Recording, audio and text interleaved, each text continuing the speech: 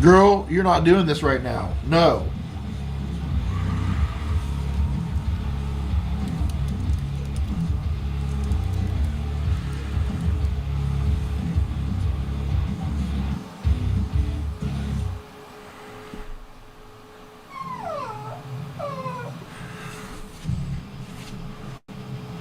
No.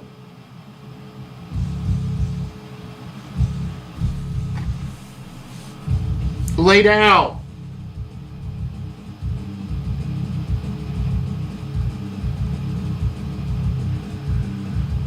You're not doing that this morning. No.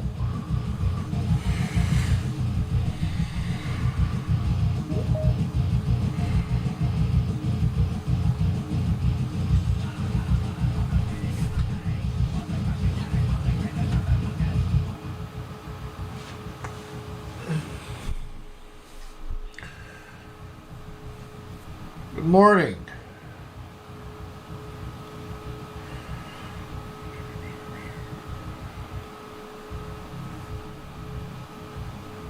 Good. How you doing? Good. How are you? Things crazy at the airport? No, it's pretty empty. Quiet. That's nice. Yeah, I wasn't sure. I usually don't come in this early, you know.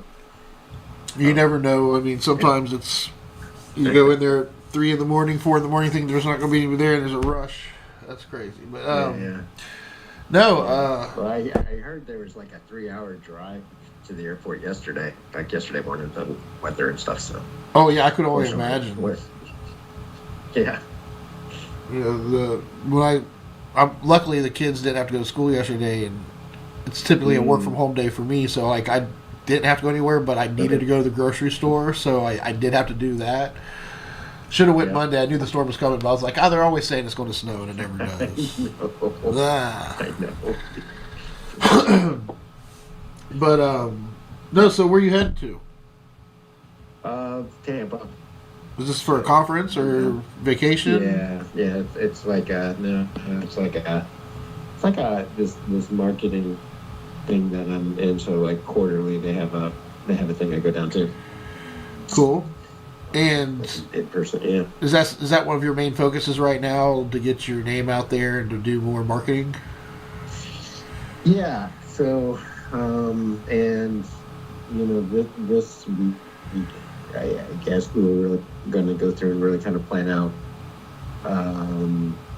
you know, put everything together for next year, you know, and kind of outline all that. So, yeah, that's been kind of a big focus.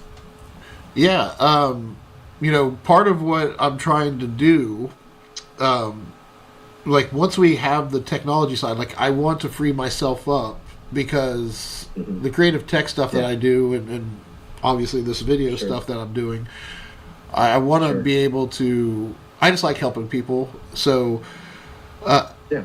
if you guys become as I build out this master transformation plan, and we have set ways of working with clients, anybody that comes across any opportunity that comes through this, we're going to be able to, you know, that's what Summit does. They're perfect for this. Oh, you need to host some things? Well, we have this here. Yeah. I invited my web guy here. He's from India, but we've been trying. I told him if he wants to work with me, you know, I give him like a few $100s a month to just watch the websites that are in place. But we're building the ability to have a web department. So we have a app we built to track all the websites that we do.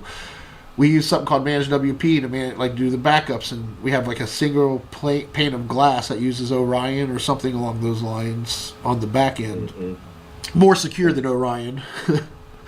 But bottom line is it's just a really nice way to try to create a way for, like, because of the way we're working and doing things, because of the brand that's behind us, and how we stick to doing things, like the brand's bigger than any company, like that's part of it. So that's what I'm trying to create, is this essence. So when you guys, my hope is that you guys will start taking level 1 calls from my 3 clients on January 1st. If that's going to happen, what do you need to make that happen? And then Or B, I'm looking at the budget that we bring in for workstations and backups. Uh-huh. What I'm going to do is I'm going to offer to split that with you 50-50, whatever I'm bringing in. So if I'm bringing in, $1,000, that's splitting $500 a month. If it's $4,000, it's splitting $2,000 a month to you, $2,000 a month to me. Based off of the workstation and the backup portions of the worksheet that we do, that budget is for, what we pay Enable for. The reason why I want to split it 50-50 is because I want you to get compensated for taking my calls and learning things as we go. But we also have to dump money back into the brand. So that 50% that you give back doesn't necessarily go in my pocket. It's going back into helping build the overall brand that we're putting together. So I don't know what that looks like right now. I'll have to pull the worksheets up, and that could be the focus of next session. But in this session, I want to focus on January 1st. All of my clients are going to be, they're already like busting at the seams expecting this, because I've kind of already started explaining it to them that this is what we're working towards. Not sure if it's going to happen or not, but this is what we're doing. Essentially, they're all going to be emailing their own support channels and calling their own phone number, and it's going to go to a centralized place that you guys will have the ability to answer and manage. Okay. What do you need as far as each tech plans? And I'm assuming you're going to pick one or two technicians that are there through the week to have them focus on this, or how would you go about it, I guess? So, yeah, I mean, I think I want all of us to be able to, work anybody. So I think we would need. So I need to understand, I guess, that the ticket flow, right? So the calls come in, and that's going to get routed to. We would set up do we need like a dedicated number for each client? No. I think what can happen is when they call in to their dedicated number, it's going to get forwarded to whatever number you like. That's the beautiful part about this is if you look at what we're actually doing, is our systems will change over time. Hell, we might get to a point where you're like, hey, we love doing this. We don't want to be the reactive first call people. We're going to actually bucket that over here. We're going to continue doing the project stuff because that's what we're into. Or maybe you do like doing the on-site stuff and being reactive. That's what Jay likes. Either way, we find out what you're really good at and we help empower that. And what do we need? We also have to fill gaps, right? So we try to balance both those things. And what I'm trying to do is get you guys to at least start taking the calls at a surface level, and they're all going to get escalated probably. And that's how it is now with Jay and their team doing it. Like, they take the call. If they can fix it quickly over the phone, great. If not, we'll get you in queue, and Joe will call you or be on site in a timely manner. 3 clients is all we're talking about here. It's not rocket science. What I'm excited about is you guys doing sessions with me and learning like the way I'm managing my tech plans. Like, if you guys like the way I'm managing these tech plans and want to be, I think there's other MSPs out there that will want to do this the way that we're doing it. And when we license this to MSPs, you are the model. You will be the one that those MSPs go, wait, hey, if I want to use the MTP, what does that look like? And you'll be able to explain that with confidence because you see the benefits in it. That's what we're building here. And you're part of the big picture here. So like an anchor, when we get another MSP, they're not going to be a tech plan for someone that we're managing as an MSP and all these other services that we provide. We're going to be managing a provider that's providing services to make sure they're doing what we do right. So what are your thoughts of being that anchor and being the one in that licensing model? And if we do advertise that and people are doing that, like, I just want to, is that something that excites you at all, that vision? Yeah, I mean, sure, that's fine. That's not a problem. It makes me think of, there's another vendor that I worked with that was like that for basically a different product. And I'm learning as I go. So if you have experience with this type of stuff, let me know if you see anything that could be problematic. Your experience is important. It's helping build out the product. Right.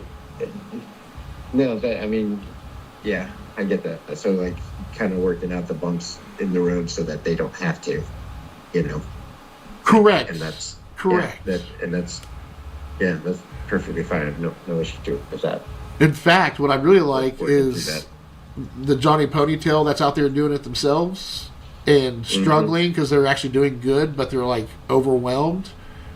Let us take your calls, buddy. Like, you just do what you do, manage the accounts. We have a framework Right. for you to fall into, and it's easy to adopt and take off running quickly. So, if this is the case, if we are doing this, Mhm. you need a tech plan. Summit needs a tech plan based off the master tech plan. You should have a site that we are tracking our objectives between you and the MTP. And I'm going to show you real quick the environment I've set up for Navicore. And I know it's not coming as fast as I'd like it to. I'm one guy, so this is where we're starting in 2026. Just think about, like, when I started in 2023, I didn't have admin pipeline. I didn't have, there's so many things I didn't have. The delta between 23 and right now, as we're going into 26, the delta, the things that we've done, like, I can just imagine the growth between now and 29. It's going to be fucking, especially if you guys come on board and help push this. And 3Z's doing the same thing. Oh my God, guys, we're going to become a fuck Entrust IT and all these other companies. We're going to be the thing here in Cincinnati. All right. Where's my screen? Come here. All right. So, you should have a site that when you guys open up your browser, it should say "Welcome to Summit," or what is your guys' products? What's your top product? Do you guys have a plan that you offer, or what products are you pushing? So there's really kind of three tiers. There's the IT support, essentially, cybersecurity, and AI. Those are kind of the three categories. And IT support's broad, right? Yeah. So we break it down to 8 service groups. Right. The side that we provide. Everything else outside of that is called managed. How do you break down your provided services that you have? So there's managed and there's reactive, essentially. Or we call it more like on demand. So you guys have on demand, kind of like a la carte. Yeah. But so with Jay and Cincinnati PC Solutions. First, I wanted to shorten up the name because typing out the email Right. Cincinnati PC Solutions was a nightmare. So he had CinciPCS.com. He's like, I have this, but I've never used it. I was like, well, that's the new brand name right there. Let's go. I polished up the logo, made that the name, and I said, okay, we need a product. And everybody that was coming in was residential, grandmas. Like, he wasn't doing business stuff. He did have some businesses, but it was mainly residential. So I was like, well, let's do this Home Pro program. It's $185 a year. People get free support for 15 minutes per incident.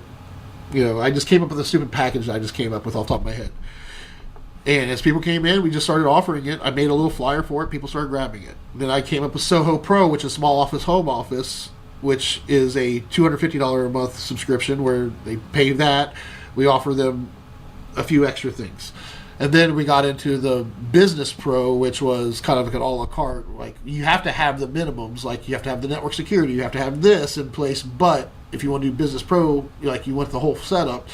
It was like $2,000 a month, I think, was the minimum or something like that. But I came up with these 3 products, and that made it easy for us, at the time there was like 8 of us, to sell the products to people, which was Home Pro was the main thing. But the business side really started taking off on the Business Pro, and we started getting like $2,000 a month contracts here and there. And I told Jay, I was like, we need to cut off this Home Pro shit. We need to focus on business stuff. So we told everybody that was walking in that if you're not Home Pro, we're not working with you. All that did was raise fucking sales like fucking crazy for Home Pro. So which was the thing we were trying to get away from. So again, I'm asking, like, what products you have. Do you guys have some kind of set of products that's not a la carte? We don't have like set packages like that. We kind of got away from all that. But we'll tailor something for somebody. So that's really kind of what we push is more tailored solutions. Beautiful. A lot of them, a lot of them end up kind of looking the same, but. And that's exactly the point that I'm doing is right. they don't care how the sausage is made. To them, it's just Right. their plan. So Right. I got away from Yeah. saying Home Pro, Soho Pro, business. It helped us at the Right. time get to where we are now. Right. It was an organic shift. Yeah. And I think Yeah. every MSP goes through some form of that organic Yes. growth For sure. of That phases. was the thing for a while. Mm-hmm. So yeah, and a lot of them still do. A lot of MSPs still have this. Like here's their packages. yeah, and we have packages, but they're not the way it's not the way that we explain or talk about it anymore. Yeah. Now it's how do you want your support? So we base it off the SLA first. We want to know what kind of relationship do you want here? Do you want somebody to run your IT for you and you don't want to think about it? That's a fully managed environment. That's going to take time to get there. Or do you just want somebody, when you have a problem, you're going to call us and you have your own plan, you have it all set up, we're going to refer to your plan and support that plan. What I've learned is it's about the plan that they have for how they manage their technology internally. And a lot of them have this mindset of, we're doing everything right, we got everything set up the way we're supposed to because we're going to this company, but that company only provides reactive support. So there's a big gap in understanding and expectations until something big happens, and then people get pissed off and want to point fingers and sue and be shitty, and yeah, it's ugly. So Right. what I like to do is so you mentioned SLA. So I probably will want your SLAs so that we can make sure that we're hitting those. when somebody, and again, what we do is we have something called an SOP&P. Did we talk about that last week? Or I guess it's been a couple weeks. Did we talk about that at all? Maybe. Probably not, because I'm talking about a bunch of other stuff. But part of what the tech plan is that we have to track what we do as we do it. We have to capture what we're doing, projects and problems. Right. So the service desk has all the matters Right. in it. The admin pipeline has all the projects in it. Yeah. What do we refer to see how something's supposed to be done? We have to have standard operating procedures and policies in place. I'm not going to create a new document every time we have a new client that's based off how they do support. Everybody does support their own way. They call their own support number, they reach out to their own support email address, and it gets forwarded to somebody that answers the phone that understands what we're doing in the game, the playbook that we're in, and they know how to qualify something quickly and get it to where it needs to go or solve that problem. So Right. qualifying the problem and get it where it needs to go. How do we do that? How do we know what to do? We get into this thing where we're all telling each other what to do. I wanted to create a way. So we have something called the SOP and Policy Manager. And what this is I'm going to create a list out of this. It's got these 5 fields. But what the SOP and P is, let me go to the damn... Do I not have the... Here's the library. It's just a set of folders is what it is. That list there is where the final ones, you'll take the stuff that's in the documents and put into that list. That will be the true holy grail. The SOP and P manager is the holy grail of what is the policies today. And the way we do this right now is there's 3 folders. When we first introduce a company, so you will have an admin team site. You will have an SOP and P manager for Summit, where you guys will take all of your old SOP and P stuff and it'll be broken down and put into this legacy folder. And this is everything that was pre-MTP adoption. And whatever your departments are that make up Summit, we'll figure that out together, you and I and whoever else runs operations there. So that way we have a clean list of set standard of what makes up Summit, department-based. From there, we break down the systems for each department. And this is work of the administration team. IT support, is what you do. The administration team tells the company, here's how we run things and here's how we document things so we can train people properly, correctly. We are the administration of this company. Most companies don't have an administration department. Would you agree with that? Yeah. We are providing, just like they don't have an IT department, we are providing them what the MTP truly does, or the Master Transformation Plan. That's 2029 talk. We're not there yet. But that's the big game here that we're playing towards, helping businesses transform. So, focused on technology, we're going to go in there and give them an administrative department that will help them lead better with their organization. The IT department is using the technology. The administration department is saying, hey, here's how you use calendars. Here's how you use folders. Here's where the data's supposed to go. This is how you're supposed to use. These are the workflows. This is the quality that we want. We are providing them an administration department, and we're going to create SOP and Ps, which is just an acronym for Standard Operating Procedures and Policies. Here's my standard structure for doing this. We have the 3 folders, and then under the 3 folders is a document that explains what the SOP and P is. I don't know if I have this completed or not. This might need to be updated. But it explains the 3 folders. It explains the hierarchy of how things are supposed to work with the department systems and functions. And you can have sub-departments and you can have sub-systems, but you can't have sub-functions. It's department, systems, functions. So when you go into development, here's where you're going to see things that are being worked on. Any Word documents in here is an SOP and P being created to be put into the final or the completed folder. Does that logic make sense? Bring all the old stuff, put into the legacy folder in the right place. We start developing in this folder, and once it gets completed and approved by our admin team, that's when it gets moved into completed. Anything in completed, which I don't think we have anything in here yet because I'm a single person, so everything I'm doing is in development. Until I have you and Jay and everybody else saying, hey, yes, we approved how that's going to be done. So I'm going to create the SOP and P for Service Desk. That way, we can share this document with everybody. In fact, the benefit of doing this with all of our systems, and we're busy, right? So we have to prioritize what we get in there first. But the way we should prioritize what SOP and P we create first for Summit, for Navicore, for each client tech plan we do, this SOP and P shit's going to be like a whole department based on just doing SOP and P at some point. We're too small for now, but this is the phases we're in right now with where we are with a system like this. Just like an MSP, it goes through its phases.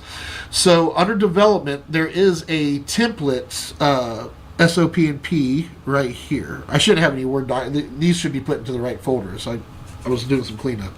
But this is all it is. There's 5 fields that you have to fill out. Okay. 3 of these fields are a little bit in depth. 2 of them is just the title of the damn system that you're making the SOP and P for. Every system and every function must have a gatekeeper or champion. Choose your term. Somebody that's responsible for that system. Now, department heads are responsible for their department. And they can delegate work. Say, hey, listen, this is an HR system, but I'm not going to schedule the interviews. You're scheduling the interviews with new hires or prospects. So the system of prospect interviews or interviewing for hire, like that's a system of hiring process. So it's a subsystem of a main system, and all the functions that person is doing, all that needs to be in SOP and P. So that way we don't want to tell people what to do. We want to show them, give them something tangible. That's the big difference here. And when we have SOP and P for all these things, think what AI would be able to do with a document that just has a few fields. The overview is the scope and the purpose of the system written in a summary format. AI understands how to do that. Resources. This is any lists, any other systems, anything it takes to make this run. Resources, or that's what resources does. Flow is you walking us through the system from start to finish. And this is surface level. I don't want super in depth. So when we get a company to say, hey, we got to start doing SOP and Ps, like I hope you're willing to do SOP and Ps, it's a standard 5-field document that we fill out, and it has It's the right structure for where we are today. Will this evolve over time? Sure. But the 2026 MTP, when we kick this thing off, this is the minimum basis right now. I'm going to take a second to make sure I'm not losing you. Yeah. Okay. So what I've learned as I've been doing this, let me show you a couple of the examples. I'm currently working on the admin pipeline. That's the 3 lists in a client organization. Let me give you a quick view of it real quick. I'll show you Wegmans. Theirs has the most activity in theirs at the moment. Oh, go to the home page first. Theirs is also a little confusing because I have this ignore this critical success factors right now. They're doing a strategic planning with actual business strategists that came in and helped them, and they have objectives and things to do. So I integrated their strategic plan with the admin pipeline, and they loved it. Anyway, initiatives. Initiatives are the things that we're focused on, the big things, and there's more things in here than just 3, but we only want to have 3 things that we're focused on as an organization at once. So this company is focused on, they're working on the admin pipeline, the master tech plan, and adopting all this terminology, objectives versus matters, and maker time versus manager time. Business development and sales. They want to bring in business. They hired a guy to do marketing and stuff. So that's a big focus for them as an organization. So as we're doing objectives and things, we need to be mindful that, hey, we're trying to get better at sales. So as we're doing stuff, if we see something that might be helpful with that as a company, as leadership, be mindful that that's something we're working on, along with their 26 to 28 strategic plan. That's a big focus right now. The marketing stuff. This is about to be finished up, even though it's the planning's almost done. When it kicks in, that'll fall off and a new initiative will come in place. That's how this works. And then underneath that, we have objectives. Now, these lists all work together. All right. So when we put objectives in here, I can break these down by department because that's how we like to do things. So if we look here, I can tell you that we have, these are active, these are in progress items. The administration team has 6 open items. IT has 11. I need to get busy. Marketing has 7, and operations has 2. And that's the leadership working on those 3 initiatives and objectives that we have going on, amongst other shit going on, change management within the organization. This is just our system for being mindful of what all of our leaders have going on. Not doing their day-to-day jobs, their manager time, but when they get maker time, this is their overall focus when we break down the 2 time frames. So, knowing that these are the objectives, some of these objectives may already have documentation done to them. Some of them may not. If it needs documentation, the admin team will say, hey, because this isn't a one-person thing. This is a team working on a business, and we need to make sure that this business has everything it needs, and we all have our roles in making sure the business has what it needs. I even pull a chair up when we're having these meetings and say, this is the company right here. Right? It can't speak for itself. We can't tell how it's feeling. It's here, so we need to pretend like this is what we're here to do. We're here to make this, to speak for this company and make it better. So that's the mindset that we're trying to go through. That's what this admin pipeline is for. Only the admin team can see the initiatives and the objectives. We have the action items, which is where we can delegate this, and this is broken down by person, so you can see who all has stuff from the admin team or the influencers or users that we've delegated stuff to. You can see who all in here has something to do based off of the admin pipeline. Does that all make sense? Yeah. Yep. So yeah. Go ahead. Yeah, go ahead. Yeah, it does.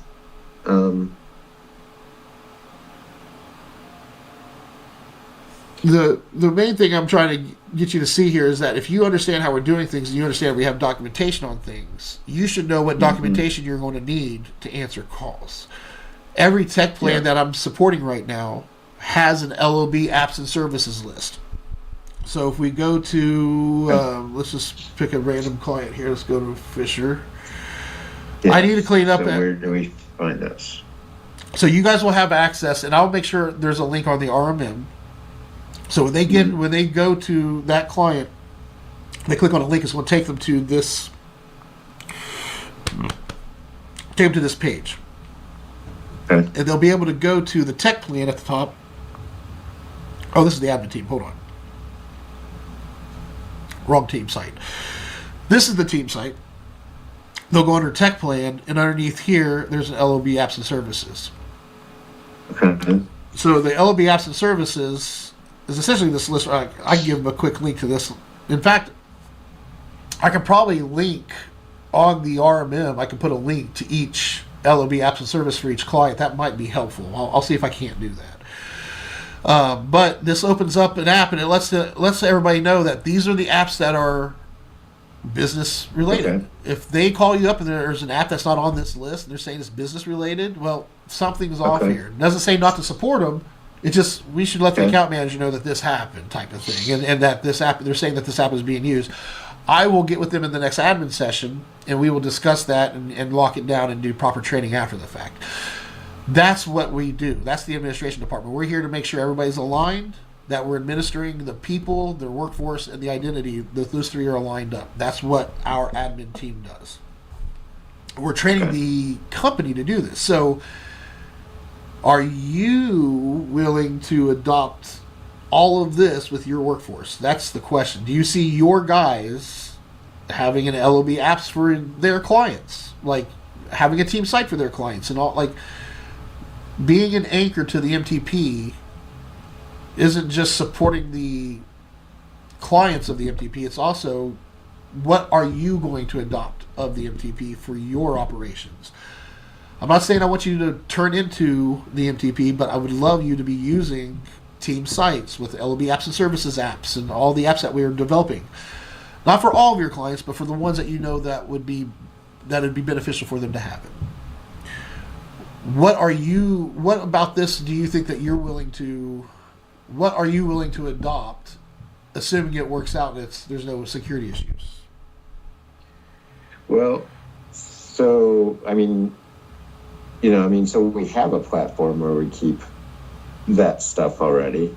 So I don't know if I want to recreate all that's in there already. But I think having this is important. LOB apps and services. If I wanted to know your LOB apps and services for Summit to do business, this isn't your clients getting this. This is what you need to run the business. Where would you go pull that information from? Oh, you mean as far as the ones that we use internally? Correct. Do you have a way to track that? Does Summit have a tech plan? We don't. An admin team? Yeah, we don't to really manage track this, that. No. The admin pipeline to manage the things that we're doing as a company, and if it's going to add a layer to work, but what it's going to do, it's going to make the other layers. It's going to flatten things out, make things much more clear, and give you more. It's hard to put into words the advantages that come with working this way. But mainly it's confidence in what you're doing and the plans that you're supporting. So giving you the confidence to have a solid LOB apps and services list to make sure there's no overlap. And if there is overlap, we can justify the reason why. Things of that nature. Having the admin pipeline to just right now, like if you just want to be a client relationship, I can continue. Like I'm not saying that that's what you're saying. But my search will continue to find that anchor MSP to be the anchor of the master tech plan. It's a big, I don't know if you realize the ask I'm asking here, how big it is. But essentially, we are building a brand together. And the way we do things is the way we want our clients to do things. We want them to be secure. We want them to house their stuff in a centralized location. To me, SharePoint can be that. Now, if you talk to Eric, Eric's a little bit different. This is why I love Eric, because Eric challenges my vision and makes me want to make it better and find ways to make him want to like it, if that makes sense. He doesn't like Microsoft. He doesn't trust them, and every tenant you have, they own it. Right. Yeah. That's a reality that we have to face, and he's right. But at the same time, not everybody's going to host their own servers and have their own farms and shit. So... Right, yeah. Yeah. Is he going to have a SharePoint site and be in there? And that's fine, because I'm also looking at people that are on Google Workspace. If they're on Google Workspace, I actually have a client that I'm hoping will come on and let me be their Have you ever heard of Ditchfire?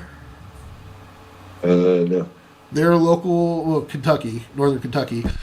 They're right across the river in Covington, I believe. Just a few guys from Cincinnati and Kentucky that's put together this AI software that finds trends and stuff. They just got Hershey's as a client and a couple other ones. And they're making about 2.3 million. There's only like 6 of them. And they're going to be, like, I'm meeting with them this month to get them involved with this and to get them to have the tech plan and have them managing things. And the beautiful part about it is that every tech plan I have, so like if you need a server rack or, you know, servers moved from one place to another, Wegman Company is great for this. We are building our own network of companies that work together as well. Like, I plan on having, I couldn't do it this year. I wanted it, this Friday was supposed to be a big party for bringing partners together, but that's me being stupid and overzealous.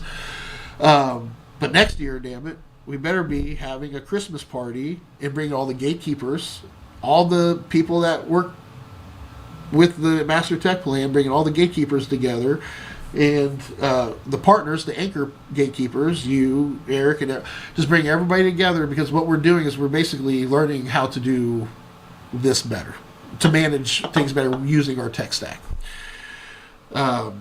Anyway, back to focus on January 1st. Everybody will have access to LOB apps and services for each. There's only 3 clients right now. Right. So where do we find those? So and what else besides this kind of description? What else is in there? So the description, again, these are all going to be updated for all 3 clients. Even this one right here, because this doesn't have the management URL. So the ones that have a web portal to get into to manage, there's going to be, I'm going to add a column here that you can just click on that. That'll take you to the login of that thing. So what does your what would be helpful for your technicians if they had this LOB apps and services for each one? Then they would also have where's the device manager? Do we not have device manager for them yet? No, workforce management app. Aha. Here's where it is.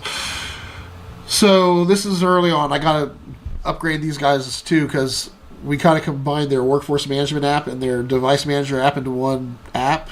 We need to create a separate app for their devices and a separate one for the users. But that's not going to get done before January 1st, I can guarantee you that.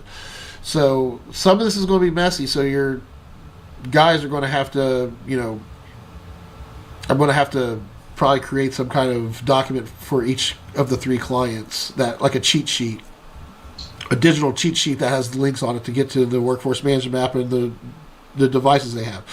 The RMM should give them everything they need as far as that goes, though.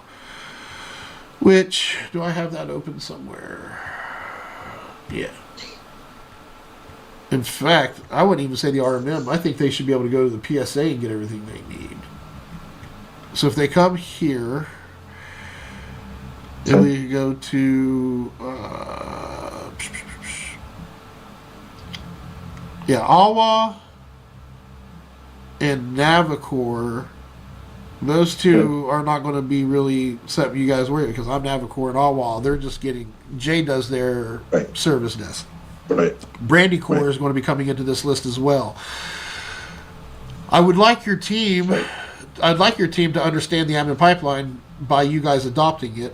Because if you guys adopt, if we start working with you and your team, you adopt LOB apps and services. They adopt the admin pipeline to work within your structure. How easy do you think it's going to be to train them on supporting a client? Well, I guess at least as I'm understanding it, like an LOB for like our internal apps, I don't know that they're really accessing that. So I don't see how that really helps much. Your admin team would have access. Who do you call for support? Okay. Right? Like, so you have all your employees would come to you if there's a problem, then you would reach out to support and stuff. Who other than you is managing all these systems? Yeah, I mean, it depends on the system, but do you have backup? I guess that's what I'm saying is like, as we do this, we're going to be documenting and building a system. And you're right. Just like a company's tech plan, the admins at these companies, like the LOB apps and services list there, as we go and start putting management stuff in there, we can't just let everybody access that app. So we have to restrict that. So just your tech plan that we put in place for you is the same tech plan we're going to put in place for the clients that you support. Okay, but I don't see how that really helps the technician support those clients. Well, that aspect of it, not so much. What I'm trying to say is, if you guys have the admin pipeline, and you telling me that you want everybody to start answering the calls right away is giving me some insight. And this isn't to talk down to you. Please don't take me as somebody that's talking down to you or think I'm better than you or any of that shit. Because when I start talking about this is just me being objective and letting you know what I hear and see. When you tell me that you're just going to have everybody answering the calls, that tells me that you guys are pretty general with the way you guys do support. You guys don't have different queues, and you guys don't really traffic things. If you want all of your guys to be able to answer any call and be able to take care of that thing, that's great. And if that's where things are at, how do you compartmentalize certain areas, or do you how do you structure your support now? Like, everybody can do... Like, there's no escalations levels. There's no, like, hey, just the three of you guys are on the queue today to answer calls. Everybody else doesn't. Like there would be so much chaos I could see with the workforce if that was happening. Like, maybe you guys aren't that. I don't know. I would love to. Yeah, no, there is, but we want to get away from just having only one or two guys can support these clients. You know, like, if the knowledge really just becomes kind of tribal, then there's problems with that. We want to try to get into that. And I know it takes a little bit to get there.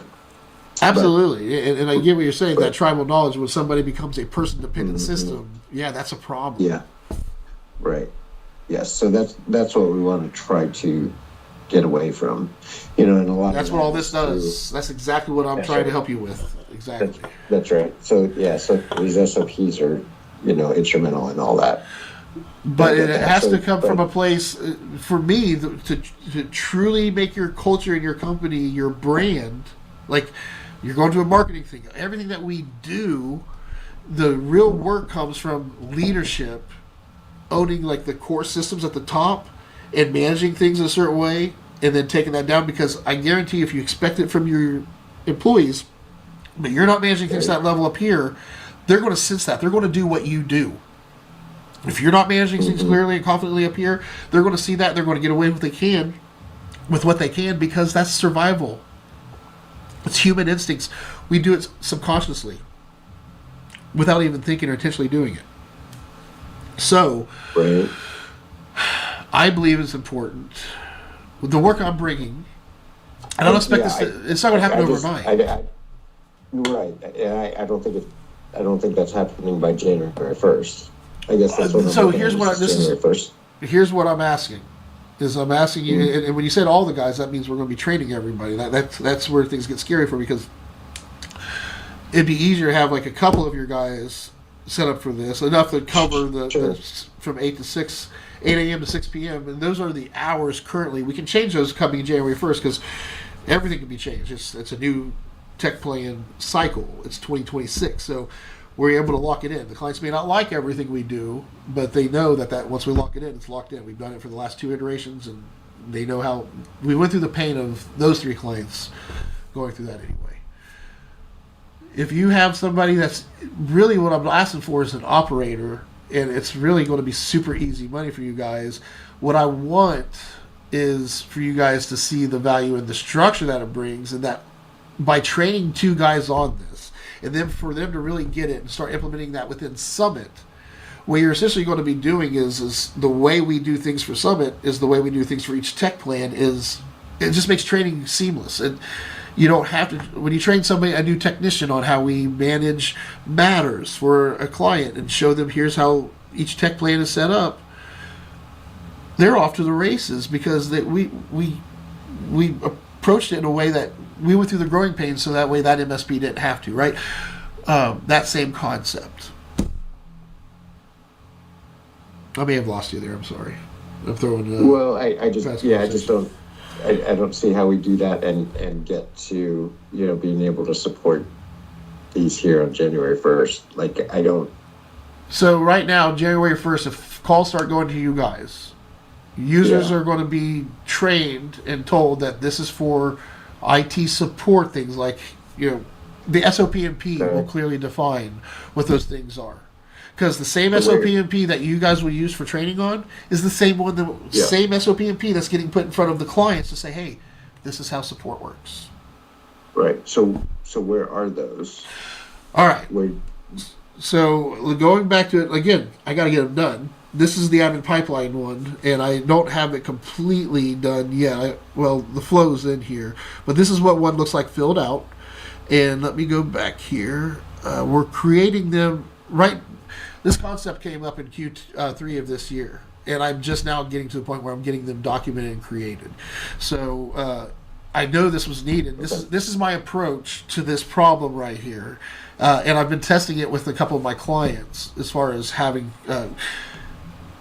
Really kind of started a little bit before that. The reason why I started doing this is because I want to train AI. I'm tired of having to re-explain everything to AI Right. and Sure. blah blah blah. So by Right. Sure. creating these solid SOP&Ps, I'm training AI better to help me. Hey, give me a letter to explain this to this user. It's just so much easier now. So, yeah, I'm getting a few of the SOP&Ps done. I need to do. I'm doing an SOP&P on what the SOP&P manager is. So the SOP&P manager is the 3 folders, and then the completed one, as the document gets put in there, you also have to go to the actual list app and put the shit that's in that document in there. I know it's all manual right now; it's kind of all over the place.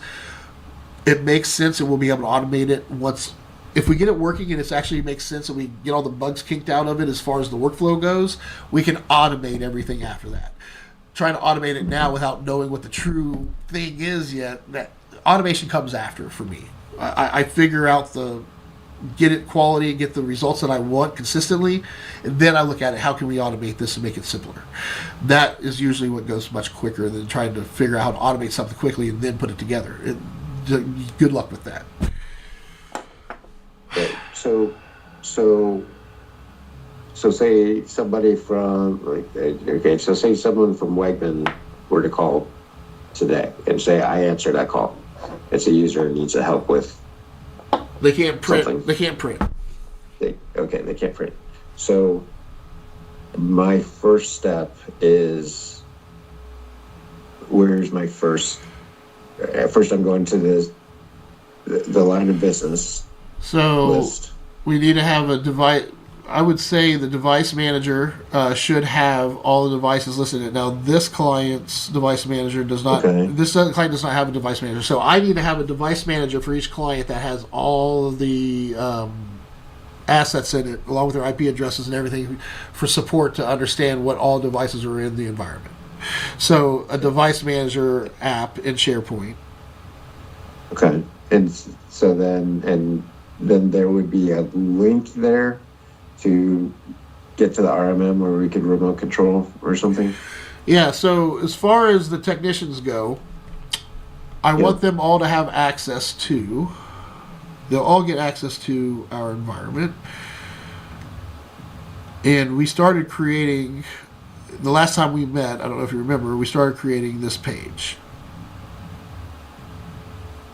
If they need to get to the MSP manager, the PSA, the backups, if they need to get to the RMM, if they need to get to this. If they want to go to a tech plan, they just click on one of these. It takes them straight to the client tech plan. So if your users have access to this page right here, and this page will take them to a device manager, each client has a tech plan here, and there's going to be a workforce management app, a device management app. Let's see, what else would there need to be? LOB apps and services will let you know what's licensed and what's out there. What else would you need? Yeah, so we would need, so the LOB apps and services would tell us, basically it's a description of what they do, but also where we go to access, like, so there'll be access to like the management portals for those types of things, credentials. Yeah, so if they need access to that stuff, some of this is going to have to get Yeah. built out over time. So there may be a matter that comes up, and hey, we needed access to this thing, we didn't have access to it. Well, now that's escalated to me because the technician couldn't do what they were doing. I want to stop that from happening. You don't want that happening. I don't want that happening.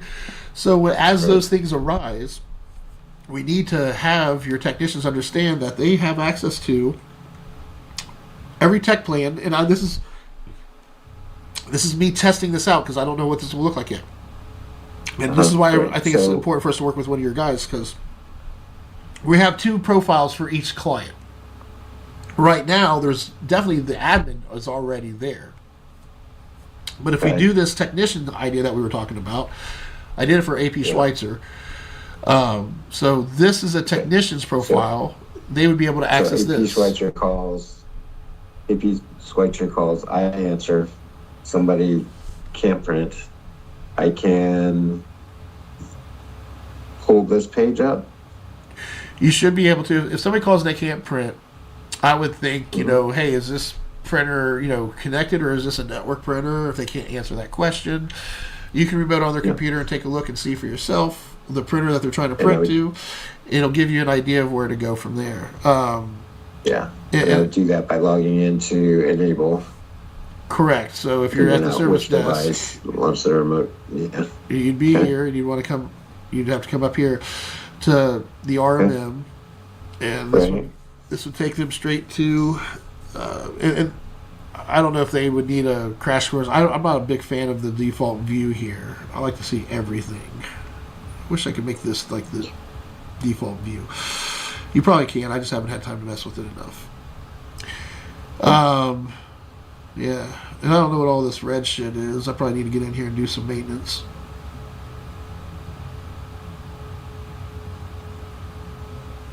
Yeah. But this is the RMM. Right. So from here we can remote control. Correct. So we can figure. I can see what the printer is, what it's doing. Work through it. Get it done. We get it done. I'm doing what with this thing? So I'm wanting to document it on my side. So you're wanting it documented. So you guys in your PSA? Yeah. So I have the PSA. If you guys really want to get away from using it, we can discuss that. Either way, I definitely want it in my PSA. If you want it in this one as well, then that's fine. We just need to have it now. Yeah, I want you to end up owning this environment. I don't I want to switch it over to your guys's, so that way that'll change how the billing works right now, right? But part of this is that we start filling this in with clients that qualify for the MTP. And to qualify, that means that, the account manager, whoever owns the relationship that's providing the technology to that company, whoever should own that relationship, that's the most important piece. But after that, if they're qualified for the MTP, then the MTP takes over. Who's the best account manager for this? You may own the relationship, meaning, keep that relationship. You're the account manager. You're the relationship manager. But the actual VCIO that's working with that client, doing the sessions and doing all the work, it may not be whoever the account manager is. Like Jay. Jay has some accounts that desperately need better management, but because of politics and the way things are right now, it's just, that's all they have is Jay. And until we figure out how to move forward, now Jay is working with me to let me manage those accounts, and he's still billing them for that provided portion of the tech stack, and we're figuring that out right now. But Jay's in survival mode, which I did want to take a moment to talk about, because I'm trying to convince him to let you guys take calls for all of our tech plans, including his, and let us be the escalations and on-site company, people for you guys. Because what I'm trying to do is create teams and make sure that we have work flowing and getting consistently done through whatever team's managing what. I'd like to learn more about. I'd like to be part of your team. Like, I don't want to be a full time employee, but I'd like to be like every company that's in my list, and I would even say in Jay's list. There's a good portion of Jay's list that, like, I am working for those companies. I'm involved. I take it personal. I want to see them succeed. And I would say Summit would be like top three relationships if this actually happens. And we'd have to get. I would hope that we'd be spending quality time together each quarter, whether it's doing sessions and training and getting our workforce aligned and having like building this system out, and then having great people, understanding their skill sets and assigning them to the right places in the team based off their schedule and their needs and blah blah blah blah blah. Alan hates. He's not a morning person. He'd rather come in at 10 o'clock every day. I made it to where he only came in at 8:30 on 2 days out of the week. The rest of the week coming at 10. We can cover the rest of the time. We are building the workforce. We want to make sure we're giving them what they need because we want them to do a great job while they're here. Money's not everything, right? So, device manager, SOP&P, for service desk. Now, right. So, SLAs. Let's talk. Well, go ahead. Yeah, so the SLA, I kind of want to know what your SLAs are so I can, build that in here. They're starting a board, so I'm gonna. Oh shit! Have to go, but why don't can you start giving me access to this? Assume I'm the technician. Yes, you're the gatekeeper. Access to this stuff. Yes, absolutely. So you're the gatekeeper. We're going to train you first. We're going to get you access to everything you need first. You're going to be the proof. And once you are a believer and you think you can do this, then if you want to open up to the whole team, that's great. I still, if we work together, I'd like you to trust me and work with me to build out the structure for you guys. So that way we can really let's make this thing a reality. Let's make this a national company. Let's bring you. If we do this right, you're going to have a plethora of work and be working on projects, and we're going to be hiring more technicians. It's going to get big and beautiful if we do what I'm trying to get us to do. I would like us to get a beautiful place downtown on the river and have a gorgeous office to go into and be doing incredible work for people and travel the world. Let's make this happen. That's what I'm after. Right. Yeah. Yeah, that's what we're after for sure. Awesome. So, but yeah, we are kind of running short here, so we do have to kind of start trying. Well, it's me. I think kind of working through. So if you can, maybe create some accounts that I can access some of this stuff, and we can kind of go through some trial and I want you to be able to do it from your identity. So your identity will have access to the tech. I'm going to add you to the tech stacks and things of that nature. So let's meet before Wednesday if we can. Let's try to squeeze in an extra session if we can before next Wednesday. Yeah. Okay. I'll hit you up Friday. Okay. All right. Thanks, Kevin. Okay. All right. Thanks. See you.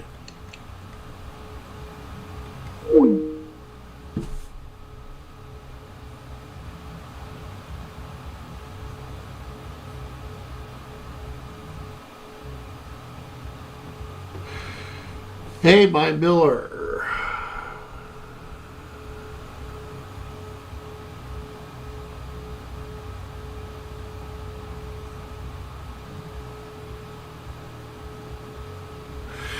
Well, I really appreciate that, little guy. Let me do this.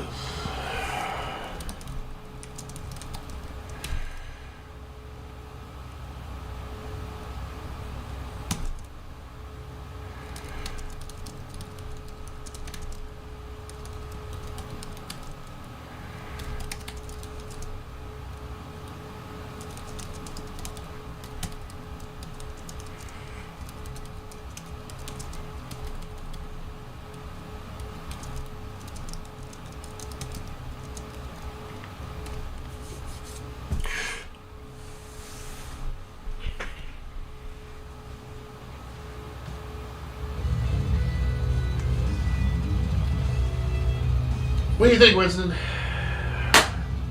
Are we going to make this happen by January 1st?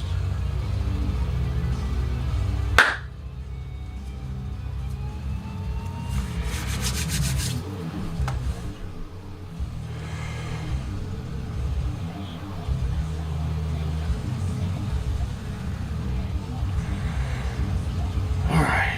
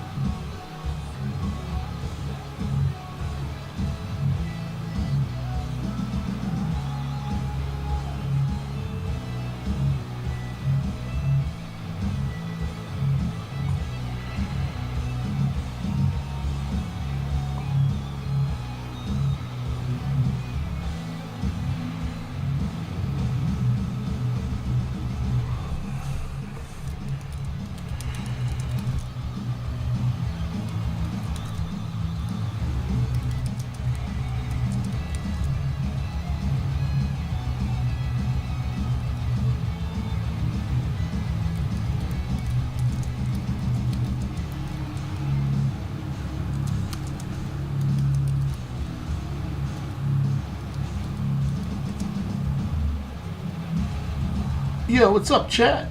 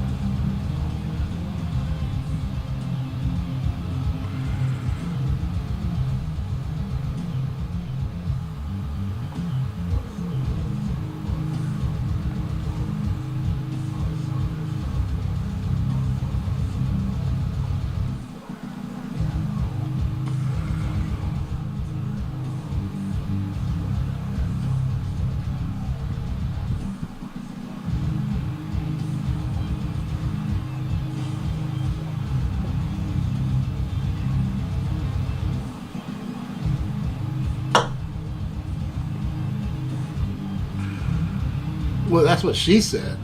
The fuck is that supposed to mean?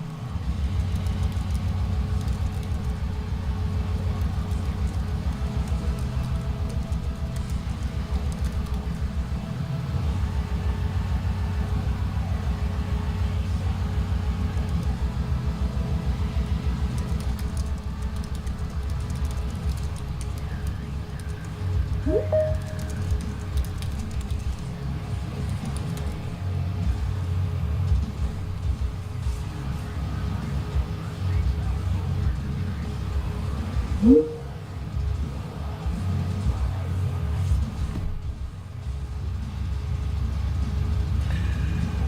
morning.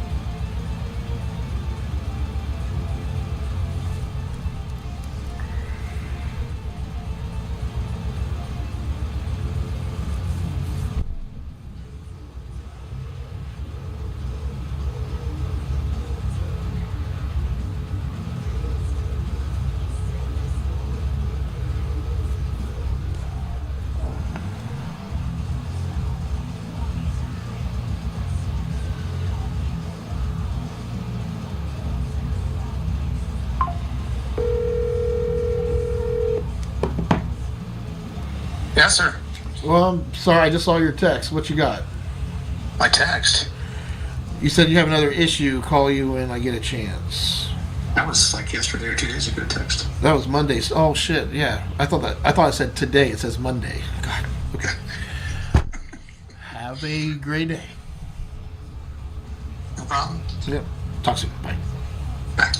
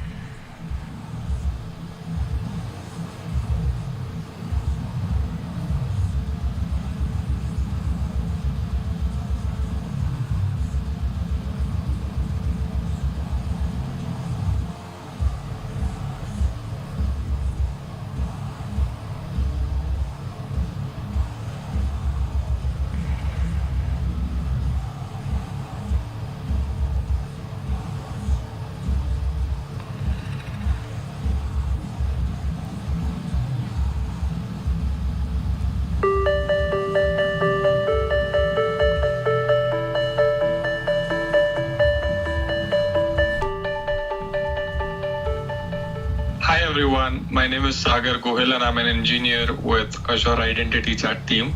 Today I'm going to show you how IT admins can enable and configure Azure Active Directory self-service password reset and what the self-service password reset process looks like for an end user.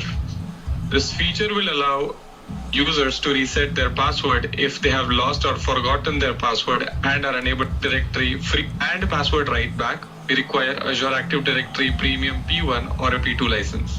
Remember, this is a per user license model, so you will need to assign a value. So without any further delay for the Active Directory, look at the option password reset. Under the properties tab, we can either select individual groups or we can enable self-service password reset feature for all the users. Once we have made the selection, click on save. Now let us navigate to authentication methods. Here admins have option to choose number of authentication methods required for end users while resetting the password. We can choose one or two methods as required. The methods selected here will be available to end users while performing self-service password reset. I'm going to choose email along with mobile phone. Click on save. Another important feature we have in the portal is notifications.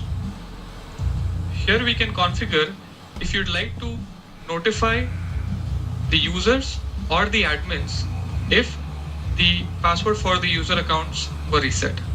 I click on yes for the admins and click on save. Last but not the least, we have an option to control password write back feature. If we have deployed password write back, While installing Azure AD Connect, we can control whether or not this feature can be enabled. If this is set to no, the federated or the synchronized user will not be able to reset or change their password even if the password write back feature is configured in Azure AD Connect. We can change these settings anytime. Once we have completed the setup from the admin end, let's look at it from the end user side as to how it works. On the first logon, after self-service password reset is enabled for the user will be prompted to complete. Yeah, no.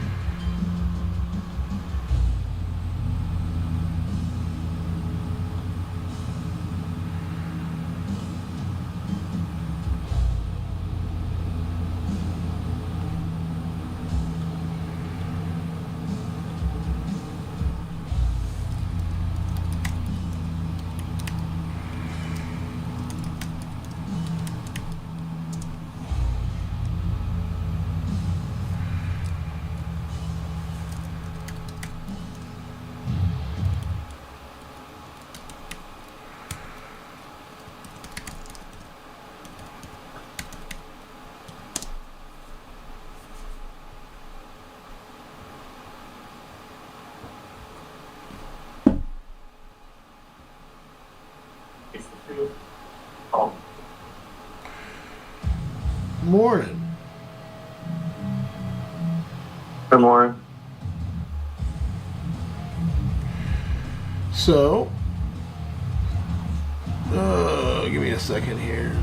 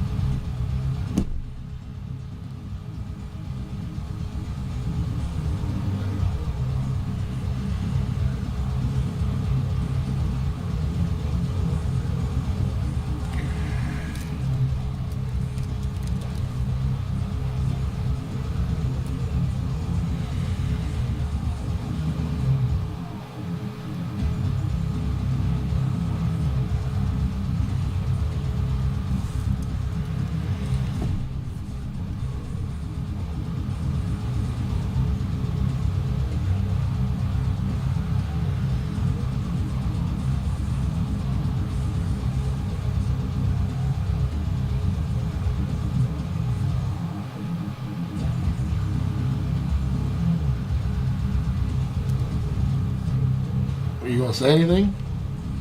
Huh? You said you needed a minute. Yeah, I thought I said something after that. My bad. So, what's going on, big guy? Not much. Just getting, gonna get things updated and Well, Kevin couldn't meet during our regular time and asked me to, 7 o'clock this morning, which we did. I should have emailed you last night or texted you last night to tell you, but it was late, and this morning, I figured you wouldn't have been able to get there anyway.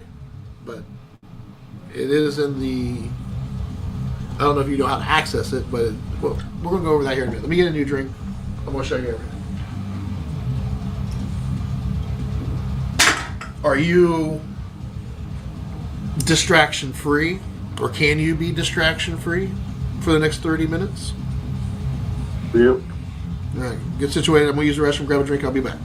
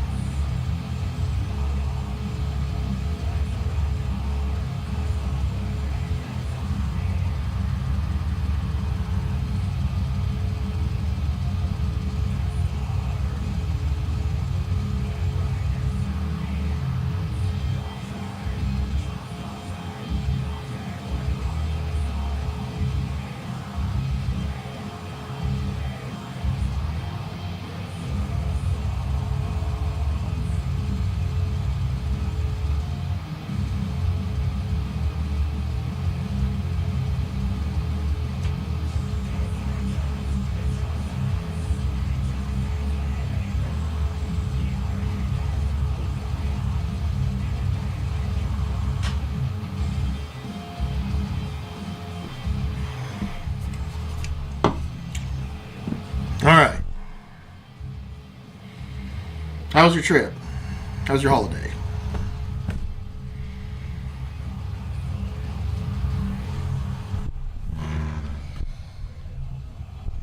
You're muted, boss. Yeah, I'm back. How was your trip?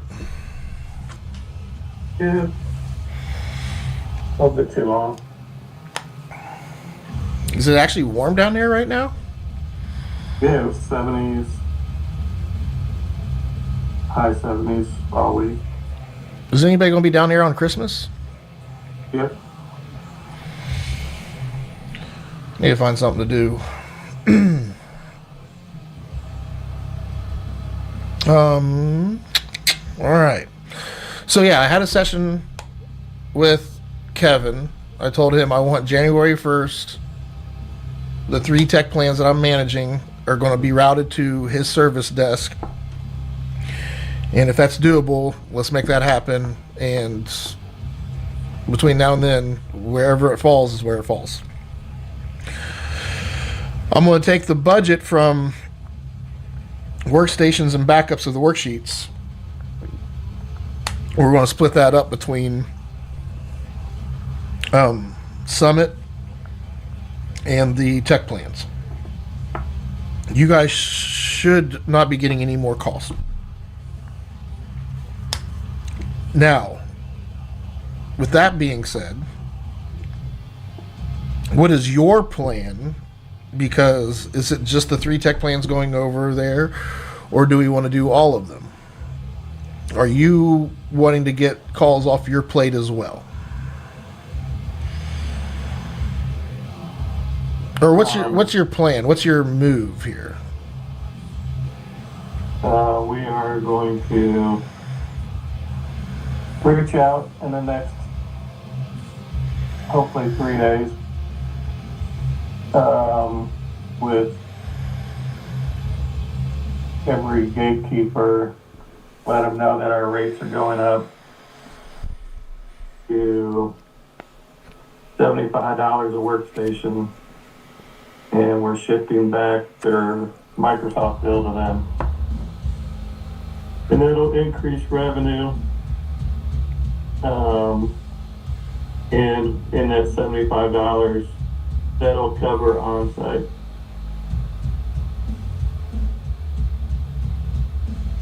If it's for the workstation. Or any other covered.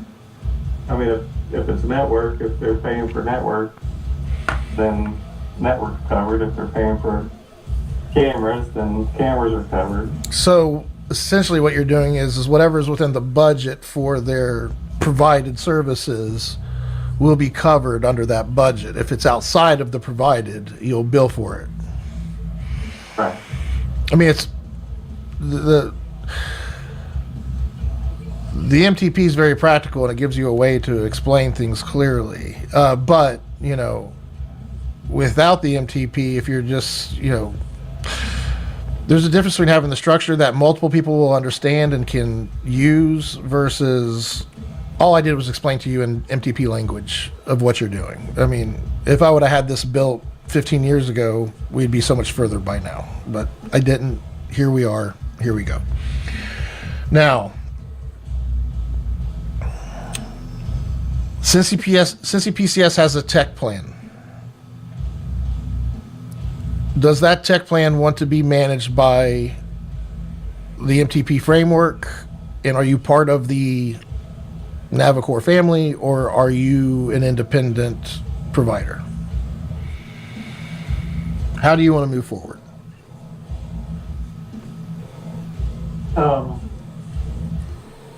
We're open to either, but it looks like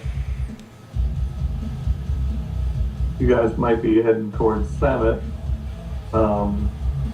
Well, don't say you guys. The only reason why I'm talking to them is because of you, right? You told me that's where you were going. Is that? What are your thoughts on building a brand together, or would you rather keep yourself independent? I'm open to it. I just don't. I mean, I want to be on equal ground and not be subservient to another company. Well, I mean, so there's a difference between power over and power to. Does that make sense? yeah. So the MTP is built to give power to, not to have power over. We want you to own what's yours. Think of it being a gym. You go to the gym to sign up for it. Are you subservient to that gym membership? No. No. That gym membership, they're going to tell you what you should do. It's up to you whether you follow the recommendations and and it's your body. It's been that way forever. It's just the way you feel because of the way you frame things. I am trying to give power to you're afraid of there being power over. So let that sink in, let that digest, and understand that everything I'm trying to do is to give power to, not put power over. Now, when we have a body part that we're sharing, okay, and like identical twins, I guess, may have this issue. I don't know. It's a rare thing, whatever. But if they're both fighting and one of them is going to walk away with that limb and one of them is going to walk away without that limb, you know, are we doing it for selfish reasons, or are we looking at, hey, listen, like, you're the one that really likes sports. You should have the fucking extra leg. I don't need that leg. I need my arms. Like, so, like, again, whatever it is, like the data center. You own that data center, but nobody else knows how to manage it other than me because I put it together. I'm willing to train others, but nobody has the time or the aspiration to even do that. Like, do you know anybody that wants to take over the management of that stack? No, and I mean, at this point, It's be worth yeah, it's time to. going out the door, right? And what we can do from this is learn. Now, I never once tried to treat the data center as if it was mine. I treated it as if it belonged to every tech plan that uses it, and I wanted to keep it solid. I was managing it because I was managing it in a way that wasn't for me. It was for everybody that uses it, to keep it secure and safe and make sure everybody had the resources and there wasn't, like, there's a lot going on there. It's a headache. A valuable one if you manage it well. Anyway, bottom line is you're open to things, and that's great. But I think one of the issues that I've learned, and there's different types of people out there. You're not the only one like this, so don't take this wrong. But you are not very, like, making a decision and sticking to something is probably difficult for you.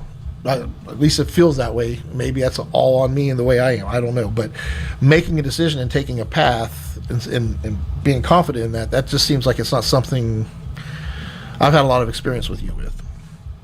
So what do you need to feel confident to make? Because right now it's happening.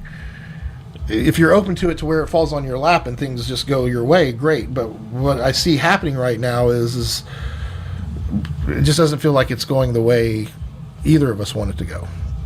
So I don't know what to say. What do you need to get online? I'm going to show you what we're doing for AWA and Brandycore. I'm trying to help you by giving you this framework to work in and show you that the clients actually, whether it's Ben or whether it's Brandycore, like, look at the gap there, look at the diversity there. Very small company, still small company, but Brandycore is nothing to sneeze at, right? How much money do you think they're doing a year? Yeah, none of that matters. I mean, it's apples and oranges. They don't do labor; they do management. So, I mean, Well, they also own properties. They also do construction. There's a lot that they do, right. and there's multiple entities there. And for governance, all governance is hey, document how everything's laid out. Like, make a simple document how everything's laid out and who has access to what, and make it logical and secure. That's all it is. So LOB apps and services, the device manager, the workforce manager, the little apps that we've built, these are not IT department apps. This is administration. We go to a company, a small business, and every small business we have needs an administrative department.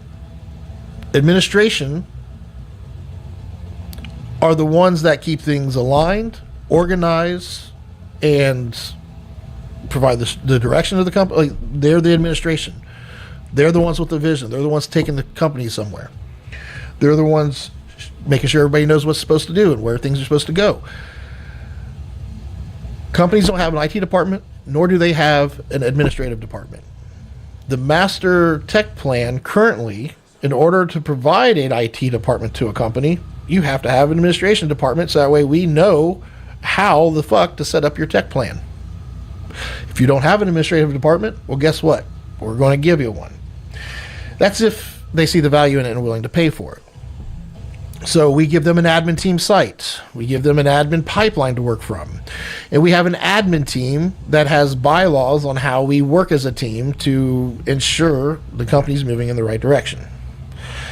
That's essentially what Navicore is becoming, at least based off of my chats with AI and what I'm building. That's what it's becoming organically. Would you align with that or agree with that, or what are your thoughts? Yep. Point out,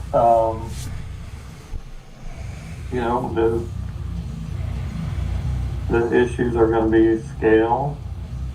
Like, how do you scale it faster? How do you make money? Right now,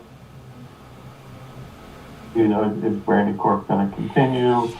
Is there a stopping point when, they don't need as 5 hours a month? There'd be an hour a month? Well, I think what you're going to learn is that unless they adopt it to the point where they're taking over the admin pipeline and they have a new, like right now, we're the gatekeeper of it because they don't even know what it is or how it works. And once we get them trained on it and they take over that plan, regardless, they're going to be evolving over time and technology is going to change over time. We're constantly, like, as long as that business is there, and now that they have their departments clearly written out because they have an admin team now that came in, an admin department that put it together and says, hey, here's our structure, here's who we are, here's how we do things, here's our standard operating procedures and policies. Now that they have an administrative team and a trained department on this, an added layer to give them clarity, like we're adding things to take things away. That doesn't sound logical, maybe, I don't know, but to me it makes complete sense. So as it's a moving target, what I'm trying to get at here is your IT department's always going to be there. They're always going to have matters and objectives to deal with, period. If you have a company, you have an administrative team. Now, do we need to be, like, you're right. We use the how fast do you want to get there? That's what your budget will be. That's at the beginning. Yes, I agree with that, and that is part of the roadmap. But we're going to find a phase that I believe that we're going to fall into is where, you're right, we've hit that desired state of operations to where now we have our departments clearly labeled. We have SOP and P on how we do things. That way we can train AI, and AI can train our new users and our new customers. Even onboarding's easier now. Everything's easier now because we're using technology to do what we do. That's what I'm building. And that's what I want to share with everybody and let them see the way I see things. The best way to do that, Jay, is to make sure Navicore, the one that's bringing this to everybody, has their shit together and has their master version of all of this locked in. So I have to have, let's go over it. We lead by example. We are our own best showroom. Some of these principles that I've been using are still here because they are locked in and they're solid. Oh, come here, you. No, you can see my screen, right? So when I first start my day, I'm an employee of Navicore. Everybody that works for the company should land on a page that everybody lands on the same page when we start our day. That's in the 26 MTP. That is the end game. That's the goal here. So we should be able to show that. This is the page that shows up when I first open up my browser. Now, the structure needs to be team site is being managed and supported by the admin team site. Unless they're small or onboarding, they just have a team site. Now, moving forward in the future, I didn't do this with Allwall. In fact, Allwall is the one that gave me this vision and improved the MTP. We're always going to start with an admin team site. The goal of that admin team site is to build the team site together as the first. It's not the first objective. The first objective is to say, yes, we want an administrative team and make sure that's a solid. Yes, we want an admin team site so we can work on things together and have a pipeline to start tracking things and getting shit done. That needs to happen right off the rip. And one of those objectives that are in there is build a team site for everybody to access. And it needs to be able to give them announcements and news, and that's where we start communicating through. All I'm saying is, Jay, we have the scale, how do we grow this? How do we make it scalable? All that stuff. That's by us living and leaning into it and leading by example. So, got my team site here. I'm going to work on my admin team stuff. So I'm going to go to the admin team site. And then from here, I should be able to go to the apps section and get to my admin pipeline. What's this objective activity? Oh, I'm making an app for notes. This is we were talking about service desk. This was in our last conversation. That's part of that whole setup. Still working on this. It's something I'm working on. SOP&P Manager. Coming up with an app to make sure that when we develop an SOP&P, so we're developing in the folders, and once we have one and it gets moved to completed, it should be simple for us to then take because there's only 5. If you look at let me go back to this real quick. This is the template for filling out an SOP&P. It has 5. No, this isn't it. God damn it. It's under development. Here's our template. It's only got 5 sections. Title, who's responsible for it, and then give us an overview, resource, and flow. Overview is the scope and the purpose of the system that we're building this SOP for in a summary format, meaning it's just a few paragraphs. So it's going to tell us what it's for, what's in scope. Resources lists out all the parts that make that system run. It's not just what, it's who, what, when, where, all that stuff. What are the resources? And then the flow. Walk us through it. So if this is the hiring process, walk us through what that looks like from start to finish. If this is the overall SOP&P for the whole thing. Every system and subsystem should have an SOP&P. It's company, departments and subdepartments, then systems and subsystems, and then functions. That's the model. That's all it is. That's administration. Make sure that we have all that documented and clearly made up for the whole organization. So by taking this form, let me show you what one looks like when it's filled out, because I got one here for the admin pipeline. So this is what it looks like when it's filled out. All right, just 5 sections, but you fill them in depth. The overview, like I said, it's just a few paragraphs here that are in a summary format, explains what the system is and what it's for. The resources, it talks about the overall, what all includes. This has the initiatives list, and the fields of that list, the objectives list and the fields of that list, and the fields should tell you kind of like the rules around it to some degree. And then the action items list and its fields. And then it talks about the admin team and how we meet in sessions to put things into the admin pipeline. And then we go into, or talks about the admin team and then the admin sessions. And then we get into the flow. And this walks you through. And I'm still working on this part. I got to go through here and make this solid. But you capture it in sessions or through the updates email. And then we have a gatekeeper assigned to these that watches this one. That's part of their job. They come in at the beginning of the day. They make sure that all the areas are good. Okay, now they can go do their manager time. Their job, that is part of their manager time. Now they move on to another part of their manager time, which is working on clients or whatever else it is. They're trying to get everything done that they're supposed to do so that way they can free up as much maker time as they can. And then go to the admin pipeline. Find out what we have for you in the maker time. It gives everybody direction. And especially if we're putting stuff in there, giving them what to work on when they have free time. So when you see them sitting there goofing off, but everything's being done and you see things moving on things from maker time, like we can actually see if they're actually working on, if they're just doing their manager time and then fucking off the rest of the time, or are they doing their manager time and now with their maker time we're actually feeding that with valuable shit for us that we need to get done, which is something that we've always said we'll do eventually, but are we doing it? I don't think we are. So again, we can tell them, hey, we don't mind you guys fucking off a little bit. I mean, we want you to enjoy your work and be able to bullshit with each other and have fun while you're here, as long as shit's getting done and you're managing your time well. I guess what I'm trying to say is I want to make sure that we have a culture where people are wanting to get this shit done because they see the benefits in it. And it's like a game. Like even Sean being excited to knock out his objectives, because when he has his objectives done, we go over them. We tell him, hey, man, that's awesome. That's great work. We actually see you have capability to do this now. So we're going to make sure we put something in your roadmap that allows you to do this. It's learning how to lead and be efficient. So SOP and Ps are huge.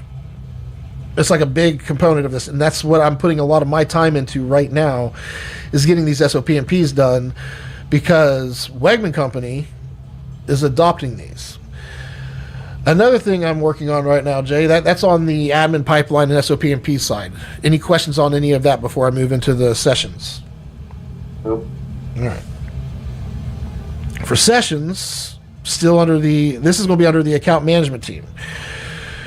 So obviously we have, I'm not sure if you're familiar with all the apps that we have here, but we have the client org app, and every client org we do business with or talk to, even our own business, should be in here. Every organization that we even have a potential, we have a prospective call, like where we're just seeing if they're interested in what we do, or asking them how they run things in their organization. Like, the sales and marketing for this is going to be so easy, because we can do cold calls to say, hey, listen, we have this really awesome system. We believe we have the right way of running an admin team, and we want to see how you guys run yours. Can we review that to get there's AI will come up with cool ways to ask these questions, but we're going to be able to find foots in the door asking things that have nothing to do with technology that will show us what we need to see and give us so much information, because now we see the big picture of how everything's connected. So make sure that you put them in here, because what's going to happen is if they're not in this list, they won't work in the other apps, such as the session manager I'm developing right now. I think the sessions actually are really strong, and they actually hold a lot of value. And to solidify them and make them even more concrete and consistent, we should be sending out hey, here's what we're talking about in this session. And then after the session, they should get an email saying, hey, this is how things went. We actually knocked out what we said we were going to talk about, and these are the new things that we need to talk about. Prepare for next week. Like, something simple, something minimal. It needs to be a smooth flow.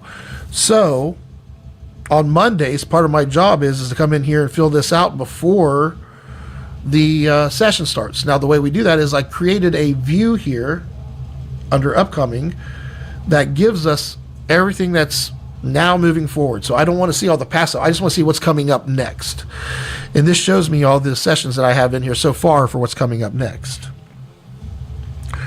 Brandycore, I sent them an email yesterday, didn't I? Yep. Did they reply? Let's see here.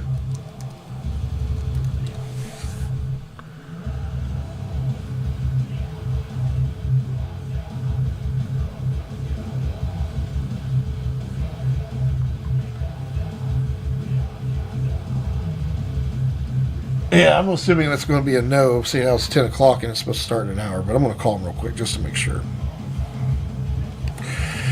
See? It's already giving me reminding me of shit to do. This app's going to be super awesome, especially when they all talk together.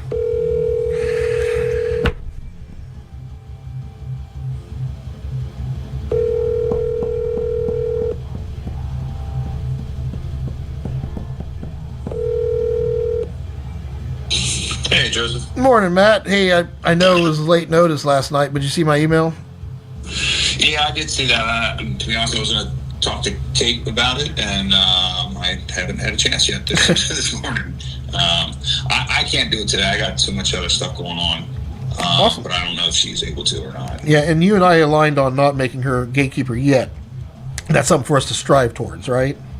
Yeah, I think, yeah. Yeah. So that's going to be one of the focus. Like, that's something for us to focus and work on. And I'm going to put that in the pipeline. But Yeah, just want to, if you can, do you want to reach out to her? Or do you want me to reach out to her to see if she wants to do it today? Do you want? Well, I know, I'm in the call with her at 10 o'clock.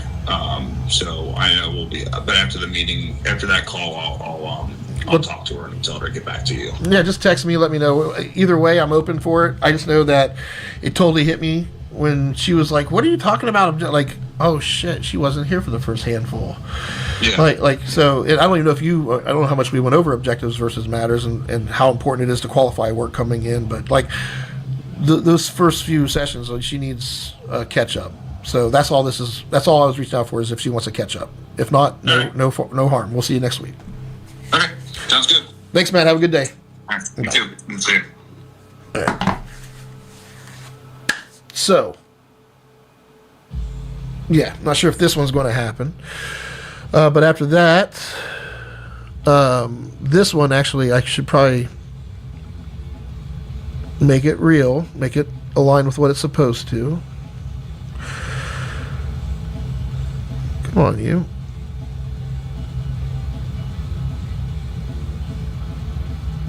Yeah, he was flying out this morning to go to some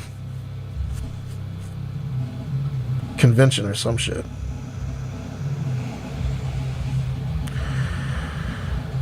Yeah, so that should not show up here. Oh, I guess it's because it's today.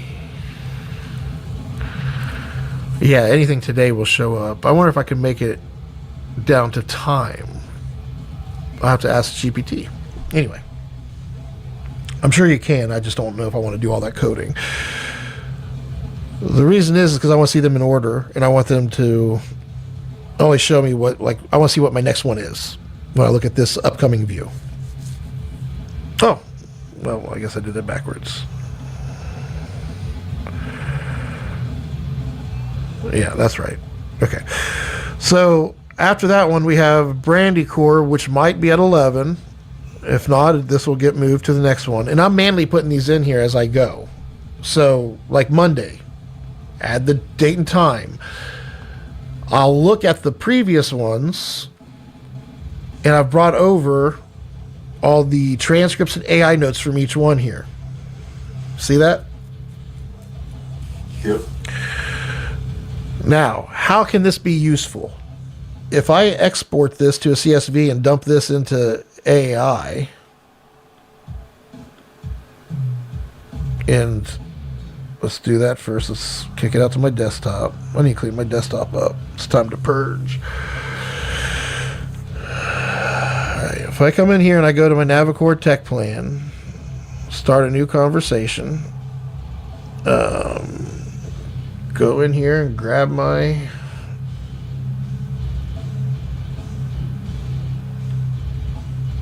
that's my session manager.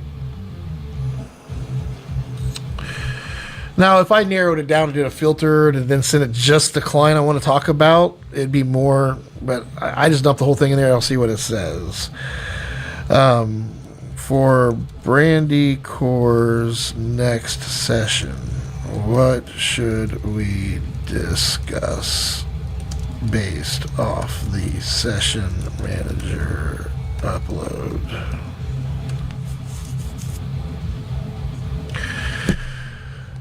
And this Navicore thing's trained on the MTP, and it knows all my conversations. Like it knows what I'm working on currently, kind of like.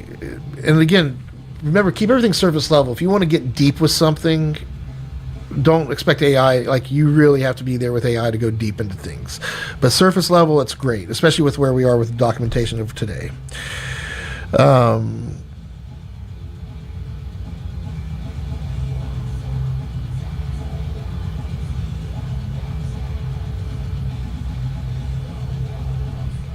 Review the document. This is where I get pissed off.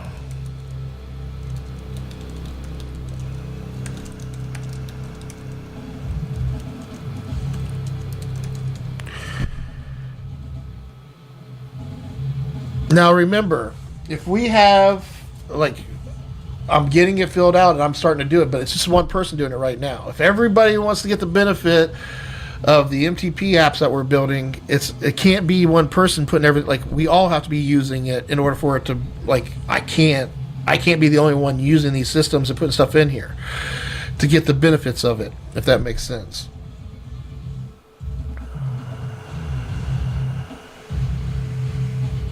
Right, and that's where the headwind is all your partners have multiple other jobs and hats. This is your 100% focus. And Well, no, that's not fair. I know it's only 3 clients, but I have 8 service groups that all 3 clients are pretty much all of them are using 5 to 8 of each.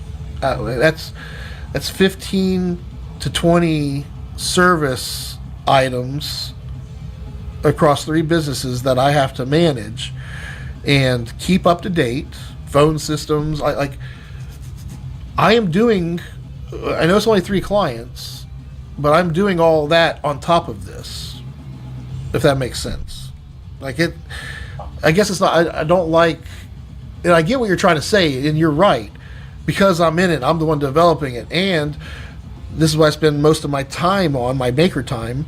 Like everybody else, there, if we using the terminology of the MTP to help us communicate more clearly, they're all stuck in manager time constantly. Even when they do their maker time, the way they're doing it is so reactive to where it's just they don't have a difference between maker time and manager time, right? right. What we're trying to do is give them the concept of this maker time versus manager time. And when you start thinking of it that way, that alone will start making you see your time and start thinking of ways to, condense that manager time to free up some maker time. And the best way to condense that is to stop having everything come across your plate be right now to do. Like, if it only takes you 2 minutes to do the thing, do the goddamn thing. I agree with that 1,000%. Don't leave shit straggling that can take just a few minutes to knock out. And a lot of times, even if I'm on a call, give me a second, I'll get that done real quick. But if it's something that can be kicked to a conveyor belt that will get done consistently, and that's what we're doing. We're building all these conveyor belts that sometimes somebody might throw something on that conveyor belt, and they're like, hey, I didn't get the result. It didn't go through production, and I didn't get my end result. I'm using your system. Well, have we all adopted it? Are we all using it consistently right now? If not, then yeah, it's jerking and pulling, and like things aren't going smooth. We have to have a checklist, and that's not going to be handed to us. We got to create that checklist. How do we do that? How do we organize everything? We got to start somewhere. So 5 years from now might be when all the tech plans finally have an admin pipeline. We see it now. We understand it now. And it's not the thing we should be pushing people towards. What we're good at is IT delivery and making sure their tech stack is solid. And we can sell them on that easily. We're learning how to use that service to highlight, hey, I need a list of your users for this, or hey, what's all the different apps that you use? Make sure, why are you guys using Dropbox instead of OneDrive? Like, we're going to start seeing things that normal SPs would see and be like, well, it's not our job, and walk away from it. We're saying, well, that's highlighting something that we have a business that solves problems for. Like, we start using that information. So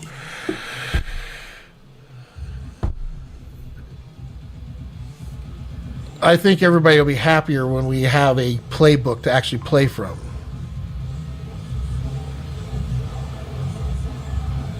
Right.